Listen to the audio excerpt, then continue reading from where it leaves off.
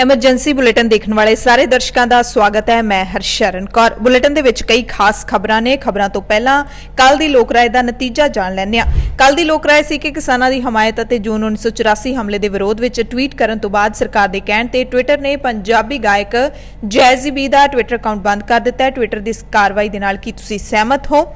ਤਾਂ ਸਾਡੇ 4% ਦਰਸ਼ਕ ਸਿਰਫ ਸਹਿਮਤ ਨੇ, ਜਦਕਿ 96% ਦਰਸ਼ਕਾਂ ਨੇ ਇਸ ਤੇ ਅਸਹਿਮਤੀ ਜਤਾਈ ਹੈ ਟਵਿੱਟਰ ਦੀ ਇਸ ਕਾਰਵਾਈ ਦੇ ਉੱਤੇ। ਅੱਜ ਦੀ ਲੋਕ ਰਾਏ ਹੈ ਕਿ ਖੇਤੀਬਾੜੀ ਮੰਤਰੀ ਨਰਿੰਦਰ ਤੋਮਰ ਨੇ ਕਿਸਾਨਾਂ ਨਾਲ ਗੱਲਬਾਤ ਬਾਰੇ ਮੁੜ ਪੁਰਾਣੀ ਗੱਲ ਦੁਹਰਾਉਂਦਿਆਂ ਕਿਹਾ ਕਿ ਸਰਕਾਰ ਗੱਲਬਾਤ ਲਈ ਤਿਆਰ ਹੈ, ਪਰ ਖੇਤੀ ਕਾਨੂੰਨ ਰੱਦ ਕਰਨ ਤੋਂ ਬਿਨਾਂ ਕਿਸਾਨ ਤਜਵੀਜ਼ ਲੈ ਕੇ ਆਉਣ। ਕਿਸਾਨਾਂ ਨੇ ਕੋਰਾ ਜਵਾਬ ਦਿੱਤਾ ਹੈ ਕਿ ਕਾਨੂੰਨ ਰੱਦ ਕਰਨ ਤੋਂ ਬਿਨਾਂ ਸਰਕਾਰ ਨਾਲ ਕੋਈ ਗੱਲਬਾਤ ਨਹੀਂ। ਕੀ ਤੁਸੀਂ ਕਿਸਾਨਾਂ ਦੇ ਇਸ ਸਟੈਂਡ ਦੇ ਨਾਲ ਸਹਿਮਤ ਹੋ? ਜੇ ਸਹਿਮਤ ਹੋ ਹਾਂ ਜਾਂ ਯੈਸ ਦੇ ਵਿੱਚ ਉੱਤਰ ਦਿਓ, ਜੇ ਸਹਿਮਤ ਨਹੀਂ ਹੋ ਤਾਂ ਨਾ ਜਾਂ ਨੋ ਦੇ ਵਿੱਚ ਉੱਤਰ ਦਿਓ। ਬੁਲੇਟਿਨ ਦੇ ਵਿੱਚ ਹੁਣ ਖਬਰਾਂ ਵਿਸਥਾਰ ਦੇ ਨਾਲ ਤੇ ਪਹਿਲਾਂ ਪੰਜਾਬ ਦੀਆਂ ਖਬਰਾਂ। ਸਭ ਤੋਂ ਪਹਿਲੀ ਤੇ ਵੱਡੀ ਖਬਰ ਹੈ ਕਿ ਪੁਲਿਸ ਨੇ ਪੰਜਾਬ ਦੇ ਵਿੱਚ 2 ਥਾਣੇਦਾਰਾਂ ਦੇ ਕਤਲ ਮਾਮਲੇ ਵਿੱਚ ਲੋੜੀਂਦੇ ਗੈਂਗਸਟਰ ਜੈਪਾਲ ਭੁੱਲਰ ਅਤੇ ਜਸਪ੍ਰੀਤ ਜੱਸੀ ਨੂੰ ਮੁਕਾਬਲੇ ਦੇ ਵਿੱਚ ਮਾਰ ਮੁਕਾਇਆ। ਪੁਲਿਸ ਨੇ ਕੋਲਕਾਤਾ ਦੇ ਵਿੱਚ ਦੋਵਾਂ ਨੂੰ ਮੁਕਾਬਲੇ ਵਿੱਚ ਮਾਰਨ ਦਾ ਦਾਅਵਾ ਕੀਤਾ ਹੈ। 2-3 ਸੂਬਿਆਂ ਦੀ ਪੁਲਿਸ ਵੱਲੋਂ ਮਿਲ ਕੇ ਇਸ ਕਾਰਵਾਈ ਨੂੰ ਅੰਜਾਮ ਦਿੱਤਾ ਗਿਆ। ਪੁਲਿਸ ਨੂੰ ਸੂਹ ਮਿਲੀ ਸੀ ਕਿ ਭੁੱਲਰ ਕਲਕੱਤੇ ਵਿੱਚ ਹੈ, ਜਿਸ ਤੋਂ ਬਾਅਦ ਇਹ ਕਾਰਵਾਈ ਕੀਤੀ ਗਈ। ਭੁੱਲਰ ਨੂੰ ਆਤਮ ਸਮਰਪਣ ਕਰਨ ਲਈ ਕਿਹਾ ਗਿਆ, ਪਰ ਦੋਵੇਂ ਪਾਸਿਓਂ ਹੋਈ ਗੋਲੀਬਾਰੀ ਵਿੱਚ ਦੋਵੇਂ ਗੈਂਗਸਟਰ ਮਾਰੇ ਗਏ। ਦਰਅਸਲ ਜਗਰਾਉਂ ਦੀ ਦਾਣਾ ਮੰਡੀ ਵਿੱਚ ਲੰਘੇ ਦਿਨੀ ਜੈਪਾਲ ਭੁੱਲਰ ਅਤੇ ਇਸਦੇ ਸਾਥੀਆਂ ਵੱਲੋਂ ਥਾਣੇਦਾਰ ਭਗਵਾਨ ਸਿੰਘ ਤੇ ਦਲਵਿੰਦਰ ਸਿੰਘ ਦਾ ਗੋਲੀਆਂ ਮਾਰ ਕੇ ਕਤਲ ਕਰ ਦਿੱਤਾ ਗਿਆ ਸੀ। ਪੁਲਿਸ ਨੂੰ ਭੁੱਲਰ ਦੇ ਕਲਕੱਤਾ ਛੋਣ ਦੀ ਸੂਚਨਾ ਮਿਲੀ ਸੀ। ਅਗਲੀ ਵੱਡੀ ਖਬਰ ਹੈ ਕੇਂਦਰੀ ਖੇਤੀਬਾੜੀ ਮੰਤਰੀ ਨਰਿੰਦਰ ਤੋਮਰ ਨੇ ਕਿਹਾ ਕਿ 3 ਖੇਤੀ ਕਾਨੂੰਨਾਂ ਦੇ ਮਾਮਲੇ ਤੇ ਸਰਕਾਰ ਪ੍ਰਦਰਸ਼ਨਕਾਰੀ ਕਿਸਾਨਾਂ ਨਾਲ ਗੱਲਬਾਤ ਲਈ ਤਿਆਰ ਹੈ, ਪਰ ਕਿਸਾਨ ਯੂਨੀਅਨਾਂ ਖੇਤੀ ਕਾਨੂੰਨਾਂ ਨੂੰ ਰੱਦ ਕਰਨ ਤੋਂ ਇਲਾਵਾ ਹੋਰ ਵਿਕਲਪਾਂ ਤੇ ਵਿਚਾਰ ਕਰਨ ਦੇ ਲਈ ਆਪਣਾ ਖਰੜਾ ਲੈ ਕੇ ਆਉਣ ਤਾਂ ਅਸੀਂ ਉਹਨਾਂ ਨਾਲ ਗੱਲਬਾਤ ਕਰਨ ਲਈ ਤਿਆਰ ਹਾਂ। ਪਰ ਕਿਸਾਨਾਂ ਨੇ 2 ਟੁਕ ਜਵਾਬ ਦੇ ਦਿੱਤਾ ਹੈ, ਕੋਰਾ ਜਵਾਬ ਦੇ ਦਿੱਤਾ ਹੈ ਕਿ ਹੈ ਕਿ ਖੇਤੀ ਕਾਨੂੰਨ ਰੱਦ ਕਰਨ ਤੇ ਹੀ ਗੱਲਬਾਤ ਹੋਏਗੀ ਜੇ ਸਰਕਾਰ ਦੇ ਨਾਲ ਦੁਬਾਰਾ ਗੱਲਬਾਤ ਹੋਏਗੀ। ਕਈ ਮਹੀਨਿਆਂ ਤੋਂ ਇਸ ਗੱਲਬਾਤ ਦੇ ਵਿੱਚ ਖੜੋਤ ਆਈ ਹੋਈ ਹੈ। ਜਨਵਰੀ ਦੇ ਵਿੱਚ ਗੱਲਬਾਤ ਟੁੱਟ ਗਈ ਸੀ, ਉਸ ਤੋਂ ਬਾਅਦ ਹੁਣ 6ਵਾਂ ਮਹੀਨਾ ਆ ਗਿਆ। ਲਗਭਗ 6 ਮਹੀਨੇ ਹੋ ਗਏ ਨੇ ਕਿਸਾਨਾਂ ਤੇ ਸਰਕਾਰ ਦੇ ਵਿਚਾਲੇ ਗੱਲਬਾਤ ਟੁੱਟੀ ਹੋਈ ਨੂੰ। ਸਰਕਾਰ ਵਾਰੀ-ਵਾਰੀ ਇਹ ਕਹਿੰਦੀ ਹੈ ਕਿ ਅਸੀਂ ਗੱਲਬਾਤ ਲਈ ਤਿਆਰ ਹਾਂ, ਪਰ ਕਾਨੂੰਨ ਰੱਦ ਕਰਨ ਤੇ ਨਹੀਂ। ਤੇ ਕਿਸਾਨ ਵੀ ਇਸ ਗੱਲ ਤੇ ਅੜੇ ਹੋਏ ਨੇ ਕਿ ਅਸੀਂ ਵੀ ਗੱਲਬਾਤ ਲਈ ਤਿਆਰ ਹਾਂ, ਪਰ ਗੱਲਬਾਤ ਖੇਤੀ ਕਾਨੂੰਨ ਰੱਦ ਕਰਨ ਦੀ ਪ੍ਰਕਿਰਿਆ ਦੇ ਉੱਤੇ ਹੀ ਹੋਵੇਗੀ। ਕਿਸਾਨ ਲੀਡਰ ਰੁਲਦੂ ਸਿੰਘ ਮਾਨਸਾ ਨੇ ਕਿਹਾ ਕਿ ਇਸ ਮੁੱਦੇ ਦਾ ਹੱਲ ਗੱਲਬਾਤ ਨਾਲ ਹੀ ਹੋਏਗਾ, ਪਰ ਗੱਲਬਾਤ ਖੇਤੀ ਕਾਨੂੰਨ ਨੂੰ ਰੱਦ ਕਰਨ ਤੇ ਹੀ ਹੋਣੀ ਚਾਹੀਦੀ ਹੈ। ਸੰਯੁਕਤ ਕਿਸਾਨ ਮੋਰਚੇ ਨੇ ਕੇਂਦਰ ਸਰਕਾਰ ਦੇ ਰਵੱਈਏ ਤੇ ਤਿੱਖੇ ਰੋਸ ਦਾ ਪ੍ਰਗਟਾਵਾ ਕੀਤਾ ਹੈ। ਕਿਸਾਨ ਲੀਡਰਾਂ ਨੇ ਕਿਹਾ ਕਿ ਮੀਡੀਆ ਵਿੱਚ ਆਈਆਂ ਰਿਪੋਰਟਾਂ ਦੇ ਮੁਤਾਬਿਕ ਨੀਤੀ ਆਯੋਗ ਦੇ ਖੇਤੀਬਾੜੀ ਮੈਂਬਰ ਡਾਕਟਰ ਰਮੇਸ਼ ਚੰਦ ਨੇ ਕਿਹਾ ਕਿ ਸਰਕਾਰ ਉਦੋਂ ਹੀ ਗੱਲਬਾਤ ਫਿਰ ਤੋਂ ਸ਼ੁਰੂ ਕਰੇਗੀ ਜੇ ਪ੍ਰਦਰਸ਼ਨਕਾਰੀ ਕਿਸਾਨ 3 ਖੇਤੀਬਾੜੀ ਕਾਨੂੰਨਾਂ ਨੂੰ ਰੱਦ ਕਰਵਾਉਣ ਦੀ ਬਜਾਏ ਸਿਰਫ ਕਮੀਆਂ ਦੀ ਗੱਲ ਕਰਨ। ਕਿਸਾਨ ਲੀਡਰਾਂ ਨੇ ਕਿਹਾ ਅਜਿਹਾ ਜਾਪਦਾ ਹੈ ਕਿ ਡਾਕਟਰ ਰਮੇਸ਼ ਚੰਦ ਜੋ ਸਰਕਾਰ ਦੇ ਸਲਾਹਕਾਰ ਦੀ ਭੂਮਿਕਾ ਵਿੱਚ ਕੰਮ ਕਰਦੇ ਨੇ, ਉਹਨਾਂ ਨੇ 22 ਜਨਵਰੀ 2021 ਤੱਕ ਸਰਕਾਰ ਤੇ ਕਿਸਾਨਾਂ ਦਰਮਿਆਨ ਹੋਈ 11 ਵਾਰੀ ਗੱਲਬਾਤ ਦੇ ਬਾਰੇ ਆਪਣੇ ਆਪ ਨੂੰ ਅਪਡੇਟ ਨਹੀਂ ਕੀਤਾ, ਕਿਉਂਕਿ ਇਹਨਾਂ ਮੀਟਿੰਗਾਂ ਦੇ ਦੌਰਾਨ ਕਿਸਾਨ ਲੀਡਰ ਪਹਿਲਾਂ ਹੀ ਕਾਨੂੰਨਾਂ ਦੇ ਵਿੱਚ ਬੁਨਿਆਦੀ ਘਾਟਾਂ ਬਾਰੇ ਜਾਣੂ ਕਰਵਾ ਚੁੱਕੇ ਨੇ।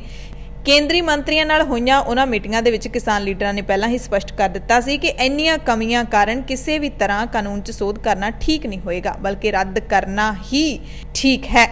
ਕਿਸਾਨਾਂ ਨੇ ਕਿਹਾ ਕਿ ਉਹਨਾਂ ਦਾ ਇਹ ਬਿਆਨ ਖੇਤੀਬਾੜੀ ਮੰਤਰੀ ਨਰਿੰਦਰ ਤੋਮਰ ਦੇ ਬਿਆਨ ਨਾਲ ਵੀ ਮੇਲ ਨਹੀਂ ਖਾਂਦਾ। ਕੁੱਲ ਮਿਲਾ ਕੇ ਕੇਂਦਰ ਸਰਕਾਰ ਦਾ ਅੜੀਅਲ ਰਵੱਈਆ ਜਾਰੀ ਹੈ। ਅਜਿਹੇ ਸਮੇਂ ਜਦੋਂ ਇਹ ਕਿਸਾਨ ਅੰਦੋਲਨ ਦਿੱਲੀ ਦੀਆਂ ਸਰਹੱਦਾਂ ਤੇ ਲਗਭਗ 200 ਦਿਨਾਂ ਦੇ ਵਿਰੋਧ ਪ੍ਰਦਰਸ਼ਨ ਨੂੰ ਪੂਰਾ ਕਰਨ ਜਾ ਰਿਹਾ ਹੈ ਤੇ ਜਦੋਂ ਅੰਦੋਲਨ ਵਿੱਚ 502 ਕਿਸਾਨਾਂ ਨੇ ਸ਼ਹੀਦੀਆਂ ਦੇ ਦਿੱਤੀਆਂ ਨੇ, ਸੰਯੁਕਤ ਕਿਸਾਨ ਮੋਰਚਾ ਸਰਕਾਰ ਦੇ ਇਸ ਰਵੱਈਏ ਦੀ ਸਖਤ ਨਿੰਦਿਆ ਕਰਦਾ ਹੈ ਤੇ ਅਸੀਂ ਇੱਕ ਵਾਰ ਫਿਰ ਦੁਹਰਾਉਂਦੇ ਹਾਂ ਕਿ ਸਰਕਾਰ ਦਾ ਰਵੱਈਆ ਨਾਜਾਇਜ਼ ਤੇ ਗੈਰ ਜ਼ਿੰਮੇਦਾਰ ਹੈ, ਜਿਹਦੇ ਵਿੱਚੋਂ ਹੰਕਾਰੀ ਰਵੱਈਆ ਝਲਕਦਾ ਹੈ। ਕਿਸਾਨ ਲਗਾਤਾਰ 3 ਖੇਤੀਬਾੜੀ ਕਾਨੂੰਨਾਂ ਨੂੰ ਪੂਰੀ ਤਰ੍ਹਾਂ ਰੱਦ ਕਰਨ ਤੇ ਸਾਰੇ ਕਿਸਾਨਾਂ ਦੇ ਲਈ MSP ਦੀ ਗਰੰਟੀ ਦੇਣ ਲਈ ਇੱਕ ਨਵਾਂ ਕਾਨੂੰਨ ਬਣਾਉਣ ਦੀ ਮੰਗ ਕਰਦੇ ਆ ਰਹੇ ਨੇ। ਕਿਸਾਨਾਂ ਨਾਲ ਗੱਲਬਾਤ ਦੇ ਮਸਲੇ ਤੇ ਸ਼੍ਰੋਮਣੀ ਅਕਾਲੀ ਦਲ ਦੇ ਪ੍ਰਧਾਨ ਸੁਖਬੀਰ ਸਿੰਘ ਬਾਦਲ ਨੇ ਵੀ ਆਪਣਾ ਵਿਰੋਧ ਪ੍ਰਗਟਾਇਆ ਹੈ। ਸੁਖਬੀਰ ਬਾਦਲ ਨੇ ਕਿਹਾ ਕਿ 500 ਕਿਸਾਨਾਂ ਦੀ ਸ਼ਹਾਦਤ ਤੋਂ ਬਾਅਦ ਵੀ ਕੇਂਦਰ ਸਰਕਾਰ ਦਾ ਇਹ ਅੜੀਅਲ ਵਤੀਰਾ ਨਿੰਦਣਯੋਗ ਹੈ।